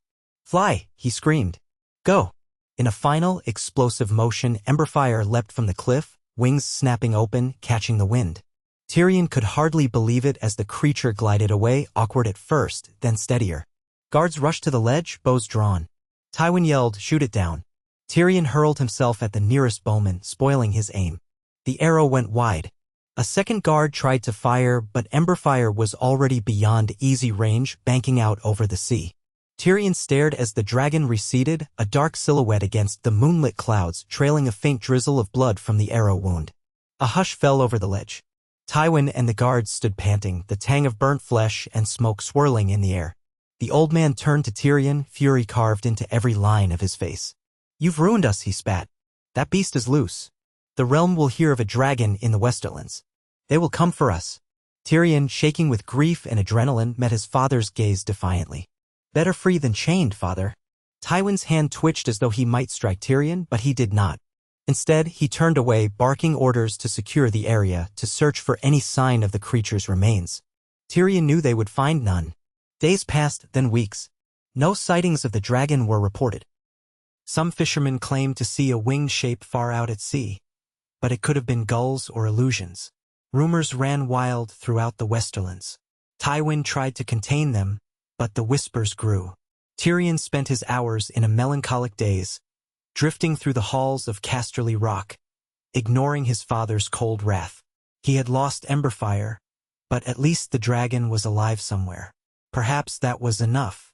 Late one night, Tyrion returned to that hidden chamber deep beneath the rock, where he had first found the eggs.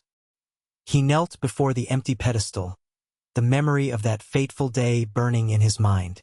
He had embarked on a journey that led to the birth of a dragon, and then to the heartbreak of letting it go. House Lannister would never be the same. Tyrion sighed, placing a hand over the two unhatched eggs he still carried. The green and gold one and the black with crimson veins one remained dormant. "Maybe one day," he murmured, voice echoing in the ancient stone chamber. "Or maybe it's enough that the world has one dragon from beneath the rock."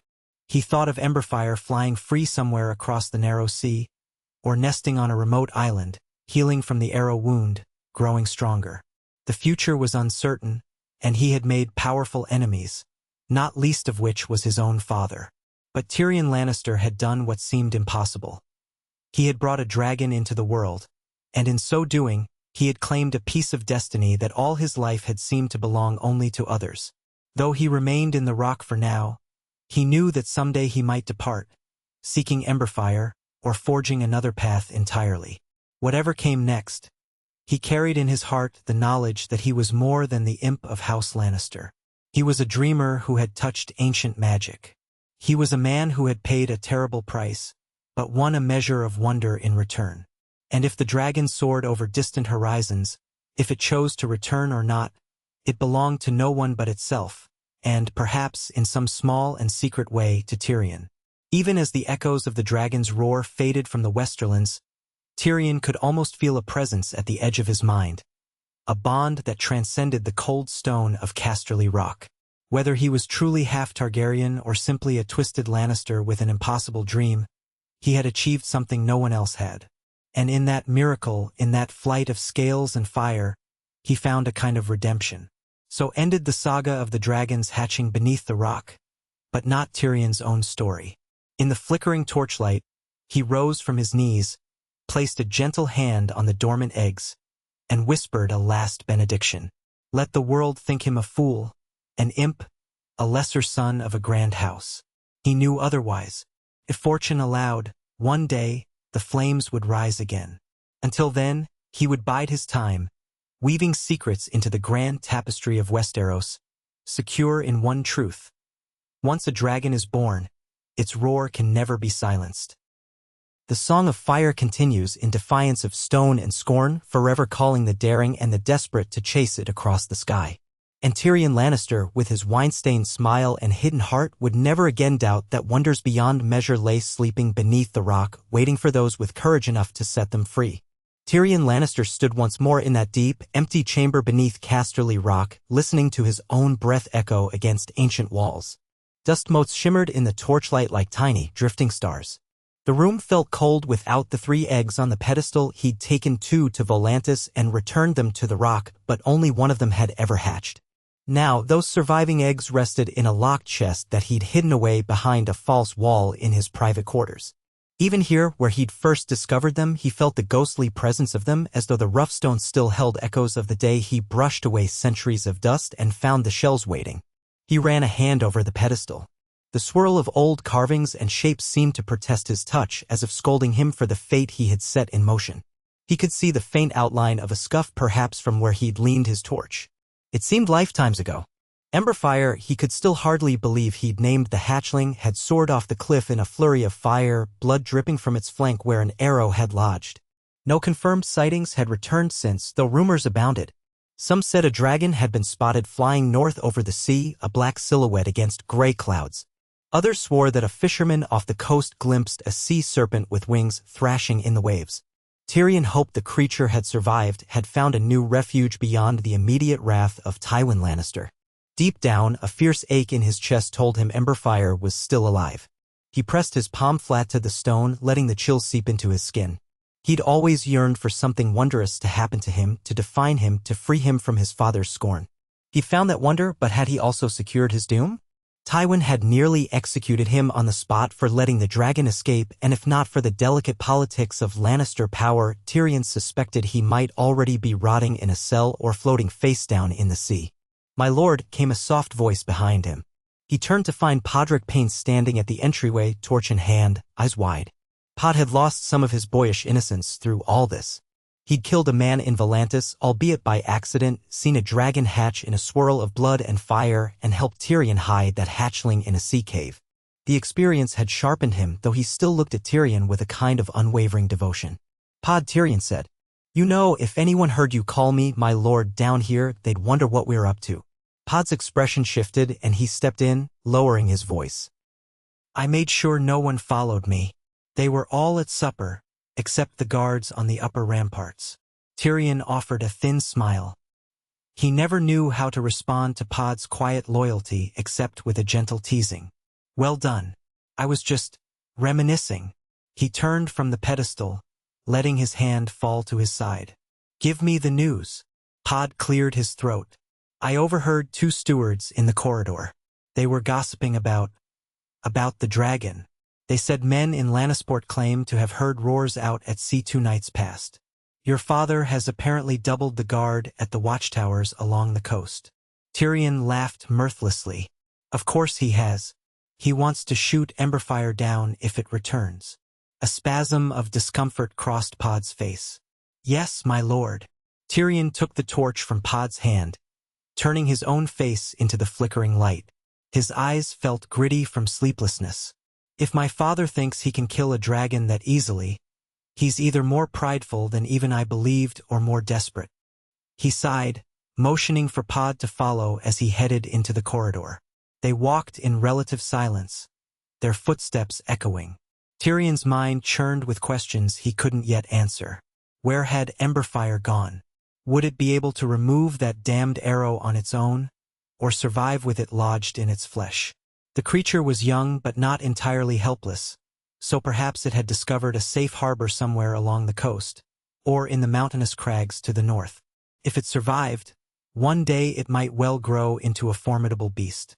The corridor opened onto a spiral stair, and they ascended, listening to the low moan of the wind through hidden cracks in the rock. Tyrion tried to school his features into neutrality. Tywin Lannister's anger still loomed over the fortress like a thundercloud. If the old lion noticed Tyrion's nightly excursions, he might suspect further conspiracies. Tyrion had to be careful, though he found it impossible not to revisit the place where his greatest discovery had begun.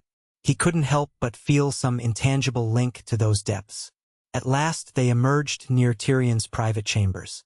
2 guards, men loyal to Tywin, stood watch. They inclined their heads perfunctorily as Tyrion approached, though they regarded him with an undercurrent of suspicion. Even so, they did not question him. He was still a Lannister, after all. He and Pod slipped inside. Tyrion nodded to his manservant, who set about lighting the lanterns. The walls glowed with warm light, revealing the array of books, maps, half-empty wine bottles, and scrolls scattered about. Amid the clutter, a single locked cabinet stood near the bed, hidden behind a tapestry if one didn't look carefully. Inside that cabinet were the 2 remaining eggs, silent, inert, yet still saturated with potential. Tyrion rarely looked at them now without a pang of guilt. Pod coughed softly. "Will you be needing anything else tonight, my lord?" Tyrion turned, noting the tired slump of Pod's shoulders. "No. Get some rest. And thank you." Pod paused a moment as though about to say something, then simply nodded and left. The door closed with a soft click. Tyrion exhaled. It had been easier to maintain secrecy before Emberfire's flight. Now the entire rock, from the highest lord to the lowliest scullery maid, buzzed with superstitious talk. Even if no one had concrete proof, they all suspected something dreadful or wondrous was abroad in the night. Perhaps some believed a demon haunted Casterly Rock, or that the ghost of a Targaryen dragon was seeking vengeance. Tyrion had done his part to encourage improbable rumors rather than let them settle on the truth. He moved to the cabinet, taking the small iron key from around his neck, and unlocked it. The door swung open. Nestled in a velvet-lined chest sat the green and gold egg and the black with crimson veins egg. He ran his hand lightly over them, feeling a subdued warmth that might have been his imagination. He lifted the green and gold egg from its cushion, turning it over in his hands. Before, it had glimmered with hidden brilliance whenever he looked at it, but now he couldn't help recalling the cost of hatching a dragon, the blood sacrifice, the sin that would haunt him. He replaced it gently, letting his shoulders slump. He locked the cabinet again, then moved to his desk. A near-empty flagon of wine beckoned. He poured himself a cup and drank deeply, savoring the dull edge it put on his mind. He needed the respite. He had half a mind to destroy every bottle in his chambers, for sometimes he believed the wine only made him brood more darkly. Still, without it, he might lie awake forever, haunted by the memory of the dying Bravo in Volantis. That man had been doomed anyway, but Tyrion had turned his final moments into fodder for black magic. He swallowed, grimacing at the bitter tang. Perhaps he thought, if Emberfire lives, that man's death was not in vain. He had unleashed a dragon upon the world, however precariously. Better that and letting the eggs remain cold beneath the rock forever. A knock came at the door. Tyrion stiffened, setting aside his cup. Yes. The latch lifted and, to his mingled surprise and dread, none other than Tywin Lannister entered, flanked by his customary intimidation in the shape of Ser Kevan, Tyrion's uncle. Tywin dismissed Kevan with a subtle wave, and the man stepped back into the corridor, shutting the door behind him. Tyrion fought to keep his posture casual. It was unusual for Tywin to come here in person. "Father," Tyrion greeted, summoning his wry politeness. "To what do I owe this late-night visit?" Tywin's green eyes bored into him. The firelight danced on the older man's angular cheekbones, lending him a severe aspect. "We need to talk." His tone was clipped, each word precise. Tyrion gestured at the only other chair in the room, a plush seat with one short leg. "By all means. Will you have some wine?" Tywin's lip curled. He waved away the offer and sank onto the chair, ignoring the wobble. Tyrion braced himself against the edge of the desk. The tension in the air felt thick enough to cut. For a long moment, neither spoke. Then Tywin exhaled through his nose, steepling his fingers. "The rumors have not abated," Tywin began. "Every passing day, more nonsense circulates. Some claim they saw the shadow of a dragon across the moon. Others claim to have found scorched livestock in a burnt field. Lannisport is uneasy. The city watch can barely keep up with the panic." Tyrion sipped his wine. "I assume you've told them all its hogwash and tall tales." "I have," Tywin said, face grim. "But seeds of fear have been sown. And that is dangerous. Fear drives men to bold actions. We cannot afford bold actions against House Lannister." Tyrion set his cup aside. "If Emberfire is still out there, it's as likely to go anywhere, not necessarily remain near the Westerlands. For all we know, it's flown off to the Stepstones or beyond." Tywin's gaze hardened. "You think I find comfort in that? A dragon is a dragon.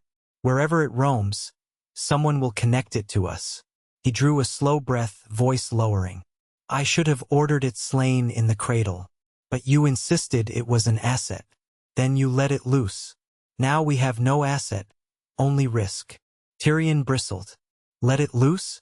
As I recall, your men were trying to kill it after it singed one guard. I had no choice but to spare it. You put me in that position." Tywin's jaw tightened, as if he were swallowing a retort. After a moment, he drew himself upright. "We cannot dwell on the mistakes. We must salvage what we can. If the dragon returns, I will have it killed before it sets another soldier aflame." Tyrion felt a twist of anguish. "I doubt it will return willingly, at least not within arrow's reach." His father's silence spoke volumes. Yes, Tyrion thought, Tywin would see Emberfire's presence as a threat to Lannister stability. He might not actively search for it across the seas, but he'd be ready if it came back. Tyrion realized he might never see the dragon again. It weighed on him like a stone on his chest. Tywin shifted, clearing his throat. That is not the only matter that brings me here tonight. Word has reached King's Landing. Lord Varys has made inquiries. It seems the rumors of a dragon have flown faster than any letter from me. The crown grows suspicious. King Robert, he paused, mouth-twisting. The king is not a man of subtlety. If he hears a whisper of dragons, he'll rally half the realm to hunt them, especially if he suspects Targaryen involvement. Tyrion gave a hollow laugh. A Baratheon's main pleasure in life is to smash anything that looks like a Targaryen. Dragons are no exception. Tywin nodded curtly. Yes. And so, I've decided it best that we show a united front in King's Landing. I am leaving to quell these rumors at the source, and you are coming with me. Surprise jolted Tyrion. He'd expected 1,000 other punishments, but not a summons to accompany Tywin to court. You want me in King's Landing? Tywin waved a dismissive hand. Want is too strong a word. Need is more accurate. I can claim that you have been at Casterly Rock tending to administrative duties, thus refuting any nonsense about your dabbling in black magic or monstrous beasts. We will both appear before the court as if everything is perfectly normal. When the rumor about a dragon in the Westerlands arises, I will put it to rest and you will corroborate. Tyrion's first impulse was to object. He had no desire to stand near King Robert's drunken bellowing, or Cersei's venomous glances, or any of the other intrigues that coiled around the Iron Throne like serpents. But perhaps it was better than remaining in the rock under constant scrutiny. And if the king believed the rumors false, there was less chance of an armed incursion into the Westerlands to search for the dragon. Pragmatically, it might spare Casterly Rock from a siege or an inquisition. All right, Tyrion said at length, crossing his arms. But I have my own conditions. The 2 eggs I have He caught himself too late, cursing his loose tongue. Tywin's eyes flickered, hawk-like. 2 eggs you have? Yes, he said with dangerous calm. Hidden away, no doubt. Don't look so surprised, Tyrion. You may think you're discreet, but servants talk, and I am not blind. Tyrion pursed his lips. So you've known all along? I suspected. And the fiasco in Volantis all but confirmed it. You took 3 eggs from that wretched chamber, 1 hatched, the other 2 remain. I trust they aren't lying around your bed as decorative cushions. Tyrion forced a taut smile. They remain locked away, safe. Tywin's nostrils flared. Bring them to King's Landing discreetly. We can keep them under closer watch. The last thing I need is some bandit or would-be sorcerer stumbling upon them here in the rock and creating another incident. He paused, letting the meaning sink in. Or do you plan to hatch more dragons behind my back? A flash of anger flared in Tyrion's chest. He kept it contained. 1 was enough to show the risk. I have no intention of hatching the others. Tywin nodded slowly. Then it settled. You will accompany me, eggs in tow. Cersei has invited us to the royal wedding feast for Joffrey. My dear grandson's name day is approaching, and so the king's family means to celebrate it in typically garish style. That will be our stage to quell rumors and present a show of unity. We'll do what we must to keep the realm's eyes off the notion of dragons. He stood, smoothing his doublet. We depart in a fortnight. Be ready. Tyrion swallowed. A fortnight was little time to prepare, but he'd manage. Tywin brushed past him, not waiting for further words. The door clicked, leaving Tyrion alone with his wine and his roiling thoughts. He set aside the flagon, too restless to drink now. He strode to the cabinet and stood before it, the key still around his neck. He fingered it absently, imagining how precarious it would be to travel with the eggs. If any spy glimpsed them, the entire realm would explode with speculation. Then again, perhaps traveling with them was safer than leaving them in Casterly Rock, where Tywin could order them destroyed in Tyrion's absence.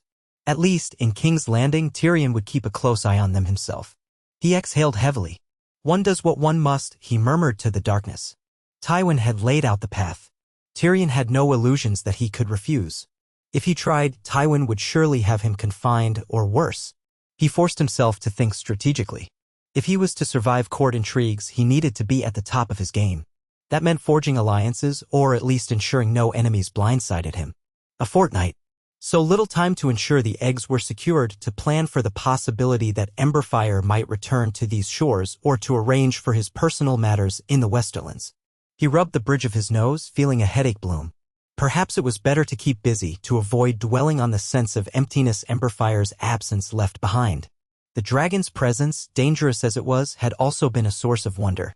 Now all that remained were the silent shells and the memory of molten eyes meeting his. He roused himself from brooding. At the desk he found parchment and a quill. He began scrawling lists, items to pack, finances to arrange. He would settle certain accounts with local merchants, hush others, and bring only the guards he trusted. A large retinue might draw more attention, but too small a force would leave him vulnerable.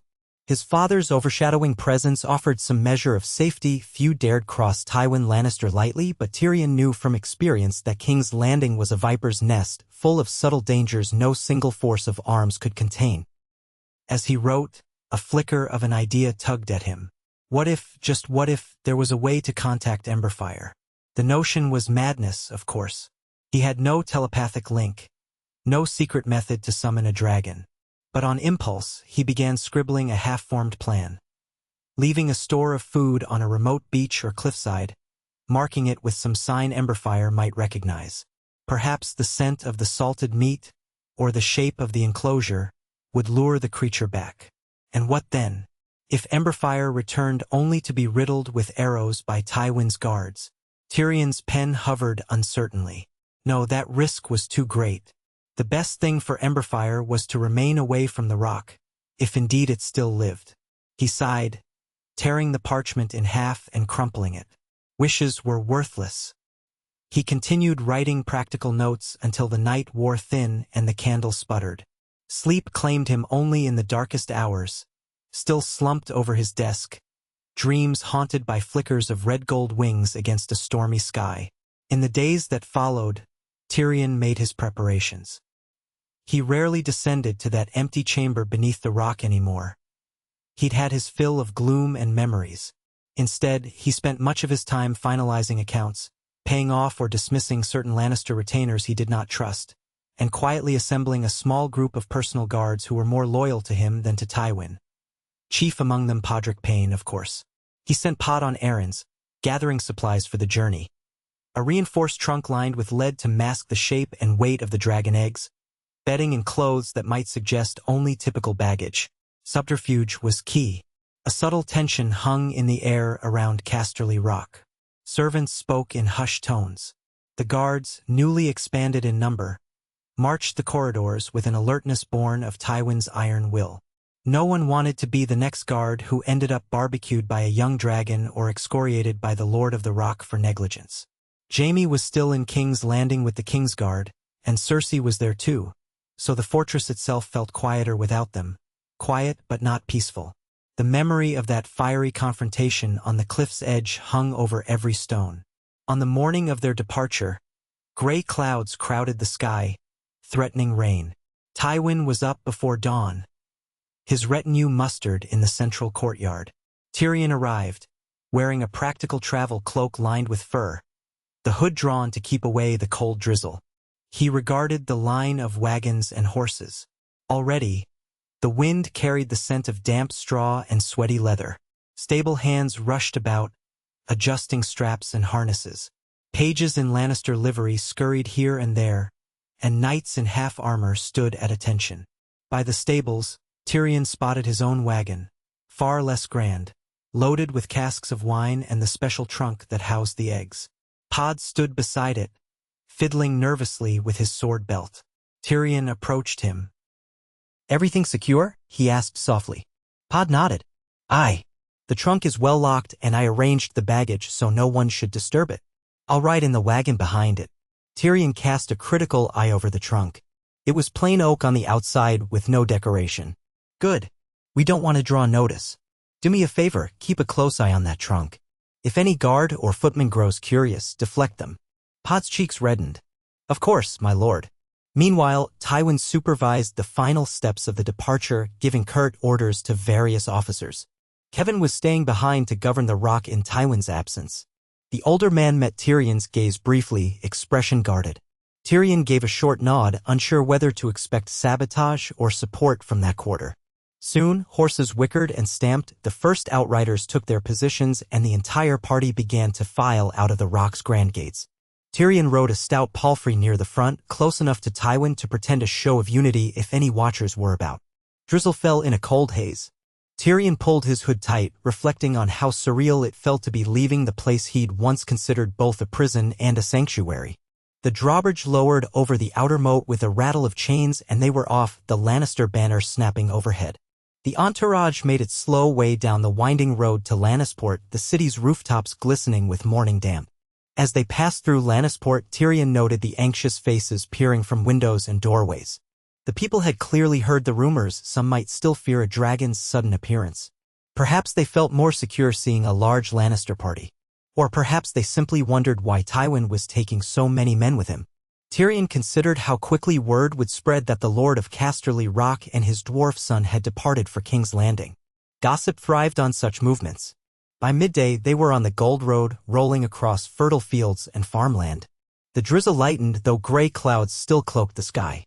The journey to King's Landing would take more than a fortnight by wagon, but Tywin's plan was to press their pace and arrive sooner if possible. At night, they camped in designated way stations or, if none was available, simply pitched tents. Tyrion found these nights dreary, for Tywin rarely permitted him to linger by any communal fire. Their father-son relationship had never been cordial, but the tension now was so thick that any conversation threatened to erupt into an argument. Tywin kept to himself, reading dispatches by lantern light, while Tyrion took small comfort in conversing quietly with Pod. The men-at-arms gave them both a wide berth, sensing the strain that ran through the heart of the camp. On the fourth night, they found lodging in a modest inn near a crossroads, the sign swinging overhead depicting a black boar. The owner hastily vacated rooms for Tywin, ensuring his retinue took the best the establishment had to offer. Tyrion and Pod ended up sharing a cramped chamber with 2 short beds. Tyrion counted himself fortunate enough not to be sleeping on the floor. Supper that night was meager stew and stale bread. Tywin took his meal alone in a private room, ignoring Tyrion's existence. Tyrion slurped the stew without much enthusiasm. Sighing, he glanced around the common room. Lannister guards crowded the tables, bantering quietly. The innkeeper hovered, anxious to please. A pair of travelers in the corner stared wide-eyed at the lavish sight of so many Lannister men, likely wondering what business such a retinue had in this part of the realm. Tyrion gave the travelers a polite nod, which they nervously returned. When the meal was done, Tyrion retreated to his chamber, removing his boots and cloak. Pod sat on his bed, fiddling with the strap of his scabbard. A guttering candle cast dancing shadows on the walls. Tyrion unstoppered a flask of better quality wine that he'd brought along and poured 2 cups, handing one to Pod. The lad seemed hesitant but accepted. "To another day of road dust and fatherly disapproval," Tyrion said with a wry grimace, raising his cup. They tapped cups gently and drank. The wine's warmth sank into Tyrion's tired bones. A soft knock interrupted them. Pod tensed, setting his cup aside. Tyrion called, "Yes." The door opened to reveal Ser Adam, one of Tywin's knights. He was a lean man with a hawkish nose and a serious mouth, clad in a simple tunic now that the armor was off for the night. He bowed stiffly. "My Lord Tyrion, Lord Tywin wishes for you to join him in his private quarters." Tyrion felt a flicker of apprehension. Now? It was late, and Tywin rarely invited him to speak at night unless it was something pressing or unpleasant. "Very well. Let on, Ser Adam." He tugged on his boots, grabbed his wine cup, and followed the knight through the narrow corridors of the inn, down a short flight of stairs, to a door guarded by 2 men. Adam rapped lightly, and a cold voice from within said, "Enter." Tyrion braced himself, stepping in. Tywin stood by the window, candlelight revealing the harsh planes of his face. A single table stood in the center of the room, cluttered with parchment. A small traveling chest was open near the corner. The inn's walls were thin, the floor creaking.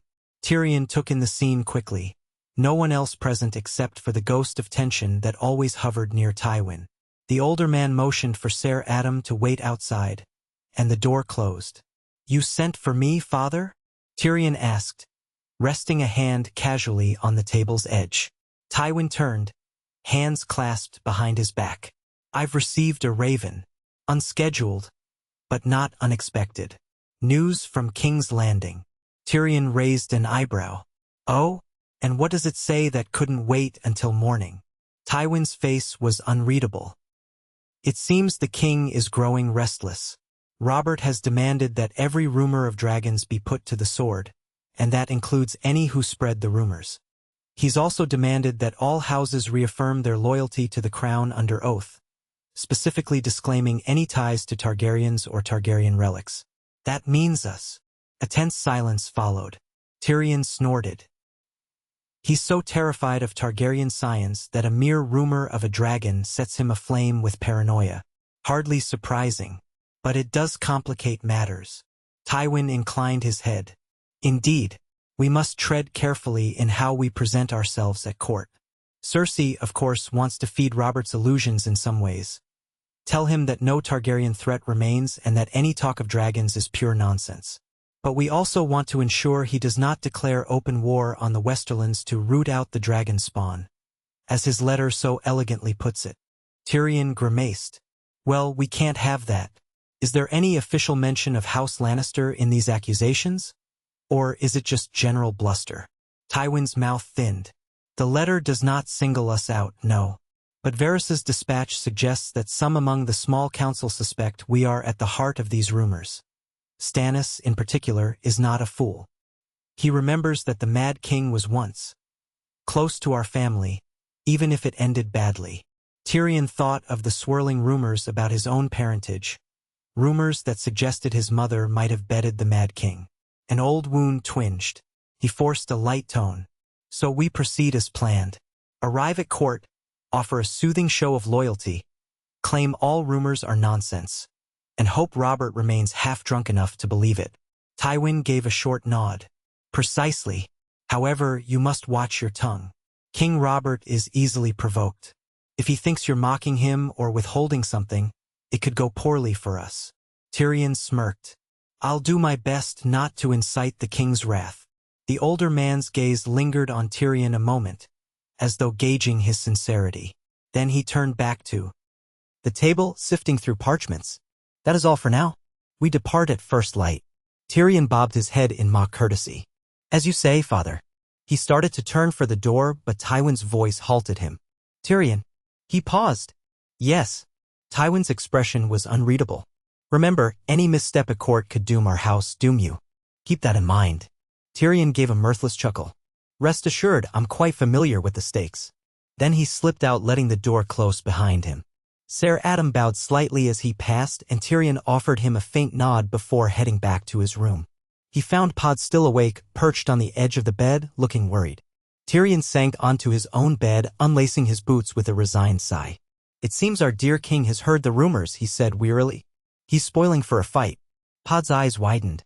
Will we be safe in King's Landing, my lord? Tyrion forced a shrug. Safety is always relative. But let's just say we'll need to tread lightly. He rubbed his temples, the ghost of a headache forming again. Try to sleep, Pod. We'll need our wits. They extinguished the candle. The darkness felt heavy and close. Tyrion lay in bed, staring at the murky ceiling. He tried not to imagine King Robert's face twisted in anger, or the small council turning suspicious eyes on Tyrion, or the possibility that someone might discover the 2 eggs in that trunk. Even if they were petrified, that alone would be enough to condemn him as a traitor harboring Targaryen relics. He breathed slowly, in and out, replaying the steps in his mind for what felt like the 1000th time. Arrive, present the facade of loyal Lannisters, soothe the king's paranoia, stash the eggs somewhere safe, and wait for the rumors to die. Simple to articulate, complicated as the 7 hells to achieve. In his half-slumber, his thoughts drifted to Emberfire. Did the dragon still fly the skies, or was it curled in a cave somewhere, wounded and alone? A stab of guilt and longing coursed through him. He let out a shaky sigh, feeling the ache of that uncertainty. Perhaps in some improbable future they would meet again. Or perhaps that single flight was all the closeness fate would allow them. The weight of that reality pressed him deeper into the mattress. Sleep finally stole over him, carrying him into troubled dreams of roaring flames and crashing waves. They set out at dawn as Tywin had decreed. The roads grew busier the closer they moved toward the heart of the realm, with merchants, travelers, and messengers on horseback. The banners of House Lannister commanded respect, and soldiers parted the crowds when needed. Tyrion kept a wary eye on any who gawked at the wagons. Everyone knew the Lannisters had wealth to spare, which could attract bandits. None, presumably, guessed the wagons might contain objects far more valuable and more dangerous than gold or silver. They made swift progress until midday, passing farmland that gradually gave way to rolling hills. As the sun climbed higher, they stopped to rest the horses by a shallow river. Tywin dismounted near a large oak, ignoring Tyrion entirely. The dwarf found a patch of grass to sit on, stretching his cramped legs. Pod brought him a skin of water, and Tyrion nodded thanks, gulping it down. While the men milled about, Tyrion noticed a young knight in Lannister colors trotting up the road from behind. The knight wore a battered helm under his arm, and his face was flushed with exertion. He reined in near Tywin and saluted. "My lord, there's an incident a half-league back. We found a wagon train attacked, signs of a skirmish. Bodies on the road." Tywin's mouth thinned. "Bandits?" "Seems so," the knight replied. "We suspect they're still in the area." The travelers were from the Reach, no sign of a major retinue, just merchants. "Might have been easy prey." Tywin nodded curtly, giving instructions for a small detachment to scout the area and ensure no threat approached. Tyrion felt a pang of unease. The roads were generally safer near the Crownlands, but desperation could drive men to ambush even a Lannister convoy. He resolved to stay alert. Fortunately, they encountered no direct threats, though as the day wore on, the sense of tension in the region seemed palpable. Perhaps it was the knowledge that they were nearing King's Landing, a place rife with courtly intrigue. Tyrion kept watch on the road behind their wagons, occasionally riding out of formation to see if anyone followed. He saw only dust and sky. They pressed hard, and within a week, the first sprawl of outer villages near King's Landing came into view. Smoke from countless chimneys blurred the horizon. The Gold Road stretched ahead, merging into other roads that converged on the capital like spokes on a wheel. Traffic thickened, and Tyrion smelled the distinct tang of the city, horse dung, roasting meats, and the faint whiff of sewage wafting from the Blackwater Rush. That night, Tywin chose to stay at a lavish estate belonging to a minor noble who owed fealty to the Lannisters. The estate offered real beds, decent wine, and a roof against the night air. Tyrion was almost grateful. The next morning, they completed the final leg of the journey, crossing the Blackwater. The city walls rose ahead, tall and forbidding. Guards on the battlements peered down at the Lannister banners. The gates stood open, and lines of peasants, traders, and lesser nobles shuffled forward. A few recognized Tywin, bowing or curtsying as he passed. The Lannister trumpets sounded briefly at Tywin's direction, parting the throng. As they entered King's Landing proper, the noise and bustle engulfed them. Street vendors shouted their wares, urchins darted between horses, and the stench of so many cramped souls pressed upon Tyrion. He exhaled through his mouth. He'd been here before, but each time he returned, he found the city both fascinating and repulsive. He cast a glance at Pod, who rode near the wagon containing the eggs. Pod's expression mirrored a mixture of curiosity and apprehension. Tyrion gave him a small nod of reassurance. Soon, they reached the Red Keep's outer gates where gold cloaks stood watch. The Lannister men exchanged formal greetings, and Tywin's party was allowed entry into the keep's courtyard. Red stone walls loomed above them in the midday sun, flags flapping in a mild breeze from the Blackwater Bay. A steward approached, bowing deeply. "Lord Tywin Lannister, welcome. Her Grace, the Queen, requests your presence at once in the Solar. The King is hunting this day and won't return until sundown." Tywin dismounted, ignoring the swirl of activity as stable hands rushed to take horses. He handed the reins to a guard and turned to Tyrion. "Be mindful of your words. Let me handle the initial courtesies." Tyrion made a mocking half-bow. "Of course." He glanced back at Pod. "Make sure our baggage is taken to the Lannister apartments, especially that trunk. Keep it locked. If anyone insists, say it contains private documents for my father." Pod nodded solemnly. The retinue parted ways, half going to stable the horses, half escorting Tywin and Tyrion through the courtyard and up the keep's great steps. The building swallowed them with its ornate halls of polished marble. The clang of armor and the clink of spurs echoed. Servants in crisp livery bowed as the Lannisters swept past. Tyrion forced a confident gait, though inside he felt the old stir of anxiety that King's Landing always provoked. They reached the Solar where Cersei waited, presumably with a handful of courtiers. A pair of Kingsguard knights, resplendent in white cloaks, stood guard. One was Ser Marentrant, the other a younger man Tyrion did not recognize. Tywin strode forward without pausing, and the doors opened. Inside, bright sunlight spilled through arched windows, illuminating a spacious chamber adorned with velvet drapery and gold-framed mirrors. A table loaded with fruit and wine stood near a cluster of cushioned chairs. Cersei Lannister rose from one of those chairs, green eyes glittering. Her golden hair was pinned up, revealing the graceful line of her neck, though Tyrion noticed new lines of tension on her brow. She offered Tywin a measured curtsy. "Father, welcome. Your journey was swift." Tywin bowed slightly in return. "My queen." Tyrion stepped forward and offered a small bow of his own. Cersei's gaze flicked over him with a mixture of disdain and curiosity. "Tyrion, I see you brought your wit and your height." She smirked as though she'd said something clever. Tyrion forced a chuckle. "I never travel without both, dear sister." Two courtiers stood nearby, men in fine doublets. Tyrion recognized them as lesser lords who often hovered around Cersei. One was Gaeler Rosby, a pale, thin man known for toadying to any Lannister with power. The other, Lord Craycall's nephew, wore a bored expression. They dipped their heads respectfully to Tywin. The tension crackled beneath the surface. Cersei gestured for them all to sit, smiling with false warmth. "How was the road?" she asked Tywin. He sank into a chair with the ease of one accustomed to command. "Long but uneventful." He waved a hand dismissively. "Let us dispense with pleasantries.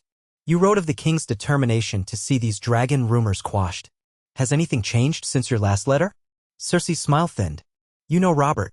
He returns from a hunt in a few hours.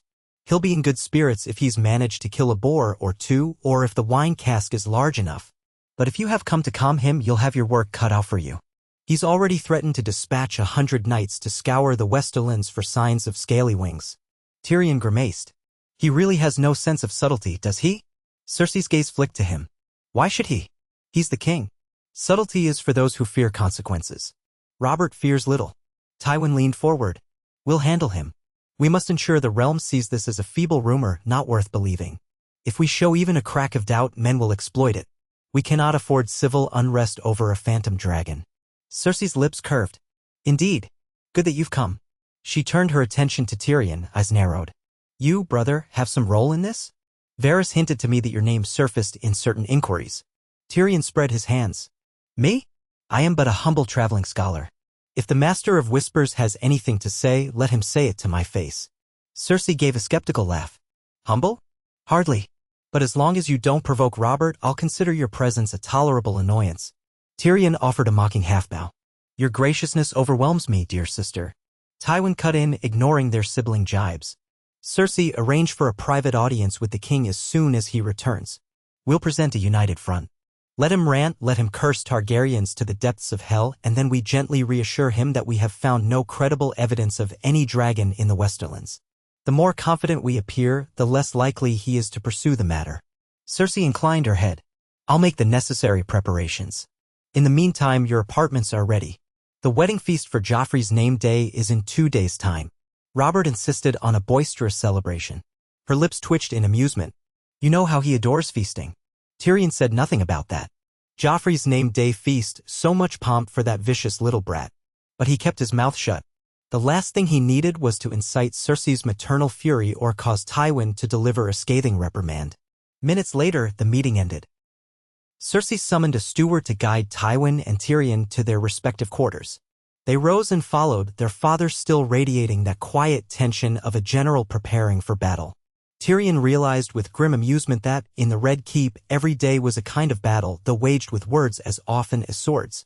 As they walked the corridors, servants and guards parted like waves. Tywin barely acknowledged them. Tyrion's gaze roamed the walls, picking out new tapestries or changed decorations since he'd last been here. The castle smelled of wax, perfume, and faintly of mold in some corners. At length, they reached the Lannister apartments. A pair of gold-cloaked guards stood outside. The steward bowed. "My lord, your things have been delivered to your chambers. We'll provide hot water for a bath if you wish." Tywin nodded curtly. "See to it." The steward departed, leaving them in the dim corridor. Tyrion noticed that Tywin's personal guards were stationed nearby as well, presumably to ensure no one snooped where they shouldn't. Their father turned to Tyrion. "I trust you'll settle in. We'll speak more later. For now, rest and prepare." Tyrion dipped his head. "Yes, father." He watched Tywin walk off, flanked by knights. Then he stepped into his own assigned room, which connected via a small corridor to Tywin's suite. It was a decent chamber with a large bed draped in crimson cloth, a marble fireplace, and a small window overlooking a courtyard. Pod stood within, directing 2 servants who were arranging Tyrion's possessions. A battered trunk, the one containing the dragon eggs, sat discreetly in a corner behind a larger clothing chest. Tyrion took in the scene.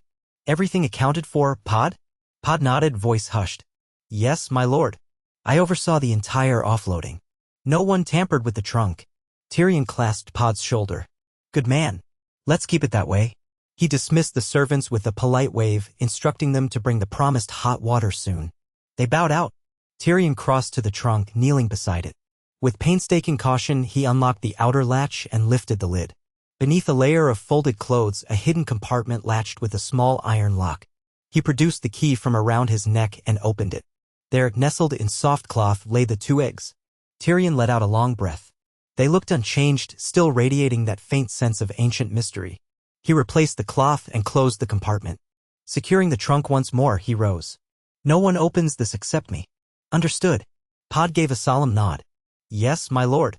Weariness sank into Tyrion's bones. He felt as though he'd carried the weight of those eggs 1,000 leagues. I'm going to bathe, then perhaps catch a short rest. If you see any suspicious activity, you come straight to me. With that, he stripped off his travel-stained clothes. Pod discreetly withdrew, letting him undress in privacy. Soon, servants arrived with steaming buckets of water, filling a tub behind a screen. Tyrion sank into the heat, letting tension seep from his muscles. The swirl of water reminded him of how different life had been. Only months ago. He'd been the dwarfed son overshadowed by Tywin, with nothing to his name except a quick tongue. Now he was still overshadowed, but with the knowledge of a terrible power that had slipped through his fingers and vanished into the sky. He tried not to dwell on what might have been if the confrontation on the cliff had gone differently, if he'd somehow convinced Tywin to let Emberfire live under guard. It seemed impossible given how events had played out. When he finished bathing, he dried off, donned fresh clothes, and dismissed the servants again. The bed beckoned. He slid beneath the blankets, eyes closing. King's Landing was not a place to let one's guard down for long, but he could snatch an hour or 2 of rest before the next wave of intrigues. He drifted into a light, troubled sleep, half expecting a summons from someone the moment he drifted off. Sure enough, he awoke to a quiet tap at the door. He blinked away grogginess, cursing softly. Enter, he called. Pod peered in, eyes apologetic. My lord, the Queen's messenger requests your presence in the gardens. He says it's urgent. Tyrion sighed, rubbing his face. So it begins. Fine. Let me dress. He found a more courtly doublet, dark crimson with subtle gold thread, not too ostentatious, and pulled it on. He belted his dagger at his waist, smoothed his hair, then gestured for Pod to lead the way. They descended winding stairs and emerged into the Red Keep's gardens, a space of manicured hedges, marble benches, and trickling fountains. The afternoon sun angled overhead, tinted gold by the city's haze. Cersei stood by a cluster of rose bushes, flanked by 2 ladies-in-waiting. She dismissed them with a flick of her hand as Tyrion approached, leaving them alone except for the discreet presence of Pod a few paces behind. Sister dear, Tyrion greeted, forcing a genial smile. You summoned me? Cersei didn't smile back. Her eyes were cool. Yes. I wanted to speak without Father looming over us. Rumors swirl in the Red Keep as always, but some of them name you directly. Tyrion arched a brow. How flattering. She stepped closer, the scent of roses mingling with her perfume. The story is that you've been across the narrow sea dabbling in dark arts, that you smuggled something back into the kingdom. Varys pretends ignorance, but he's too well informed to be truly ignorant. Others hint you carry a Targaryen secret. Some say you plan to claim the Iron Throne by conjuring dragons. It's all nonsense, but dangerous nonsense. Tyrion swallowed his initial flippancy. Dangerous indeed. That's quite a rumor to disprove. Cersei's lips pressed thin. Robert has already raged about Targaryen brats across the sea. If he hears that you might be entwined in some Targaryen plot, he won't hesitate to demand your head. Father won't allow that, of course, but it would cause an irreparable rift. War could follow. Tyrion let out a slow breath. I assume your reason for telling me this is not just to sow worry. You have a suggestion? She inclined her head. A caution, more precisely. Keep your business quiet, whatever it is you're doing. And if you are harboring any Targaryen relics... She paused, eyes flickering. Destroy them or lose them. Because if Robert finds proof, no force on earth will stop him from seizing you. Tyrion felt a pang of alarm. His first instinct was to lie, to claim he had no relics. But Cersei might see through that, and if she did, she might betray him to Robert, father or no father. He forced a hollow laugh. Targaryen relics? Like what? An old tapestry with dragons. She didn't smile. Don't mock me, Tyrion. I can't protect you if you're hiding something that threatens the entire realm. Anger prickled. Protect me? Please.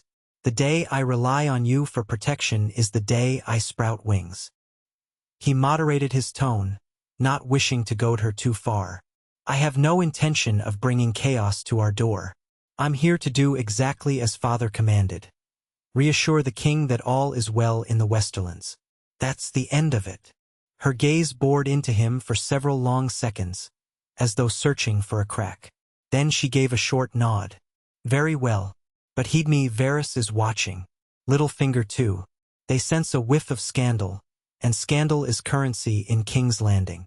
She turned on her heel and strode away, summoning her ladies-in-waiting with a sharp gesture. They bustled after her in a swirl of silks. Tyrion stood there, fists clenched at his sides. He let out a long breath through his nose, then signaled Pod. Together, they headed away from the rosebushes, weaving through the garden paths. Tyrion was in no mood to linger. He reflected on how Cersei's words stung because they rang true. Robert's paranoia about Targaryens was well known. If any tangible evidence of dragon eggs emerged, no one would be safe. He needed to hide them better, perhaps even outside the Red Keep. But where? He recalled the labyrinthine vaults beneath the city, the hidden passages he'd once heard rumored to exist from the time of Maegor the Cruel. Some said the Red Keep was riddled with secret tunnels, but searching for them was risky, more so with Varys's little mice creeping about. Alternatively, he might bribe someone in the city to stash the eggs beyond the walls in some unsuspected location. That carried its own risks. Or he could keep them locked up in his trunk, hoping no one discovered them. That last option felt like a ticking time bomb, especially if the trunk was ever searched. He found a bench near a tall hedge, sat down heavily. Pod hovered nearby, concern evident on his face. "My lord, are you well?" Tyrion rubbed his temples. "Well enough.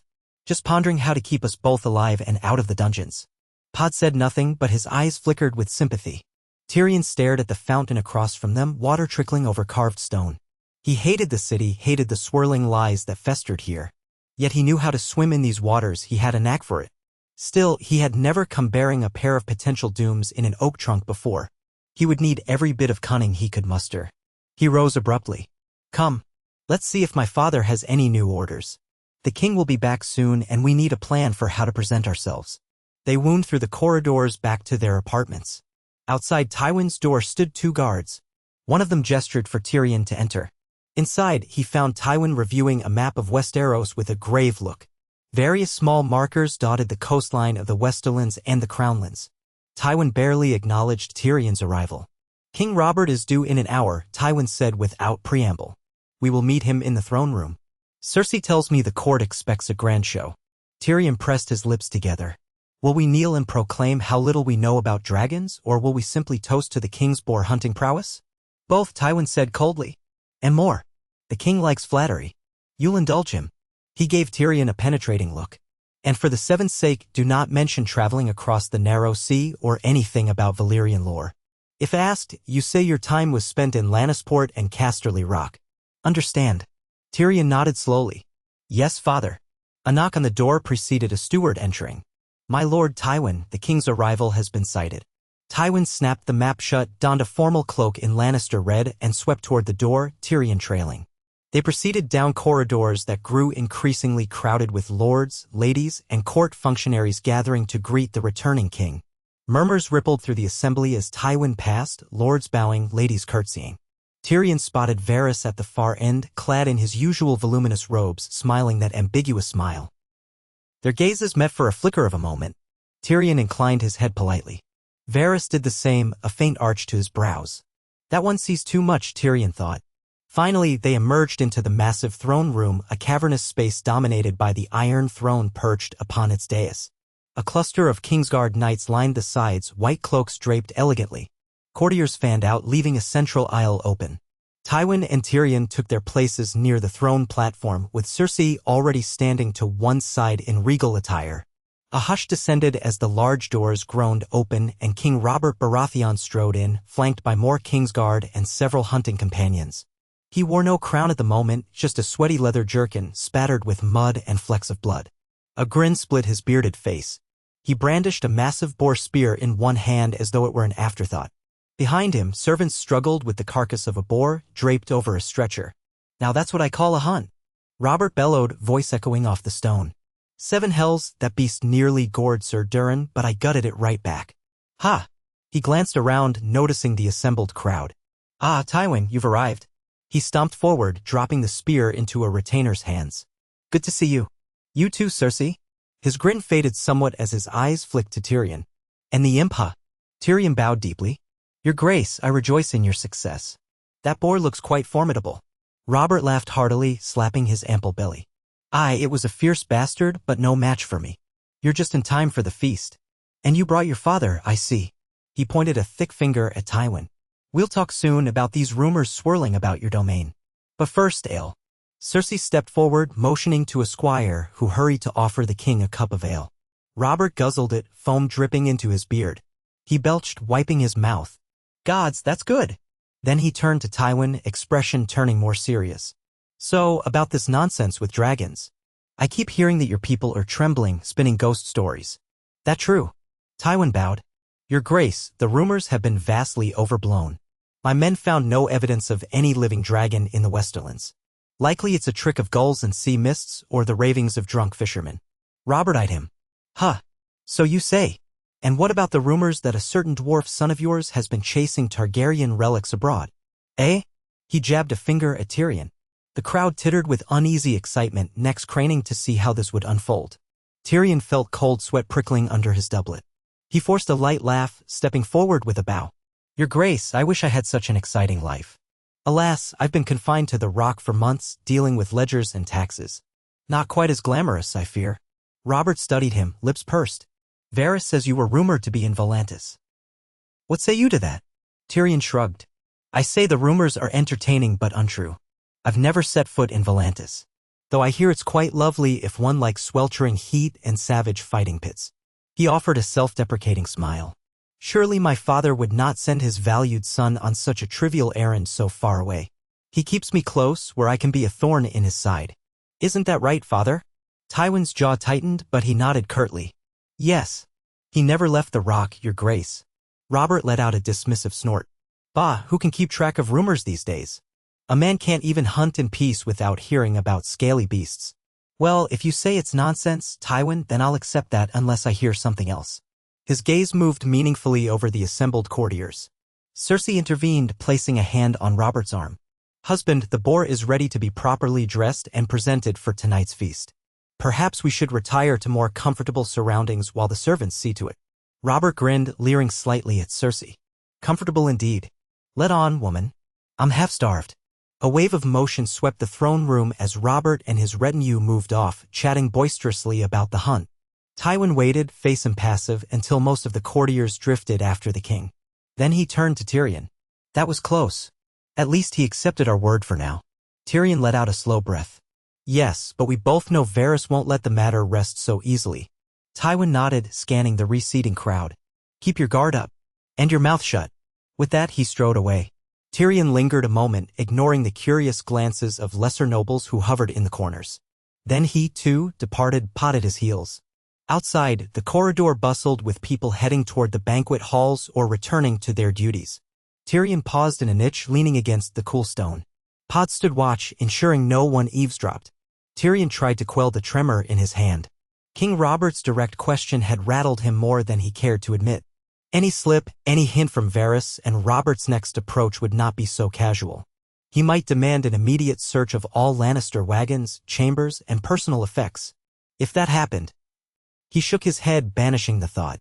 He needed a plan to hide those eggs where no one, not even his father, could easily reach them. Better to risk losing them entirely than see them exposed as proof of House Lannister's duplicity. And so he resolved tonight, while the feast raged, he would slip away.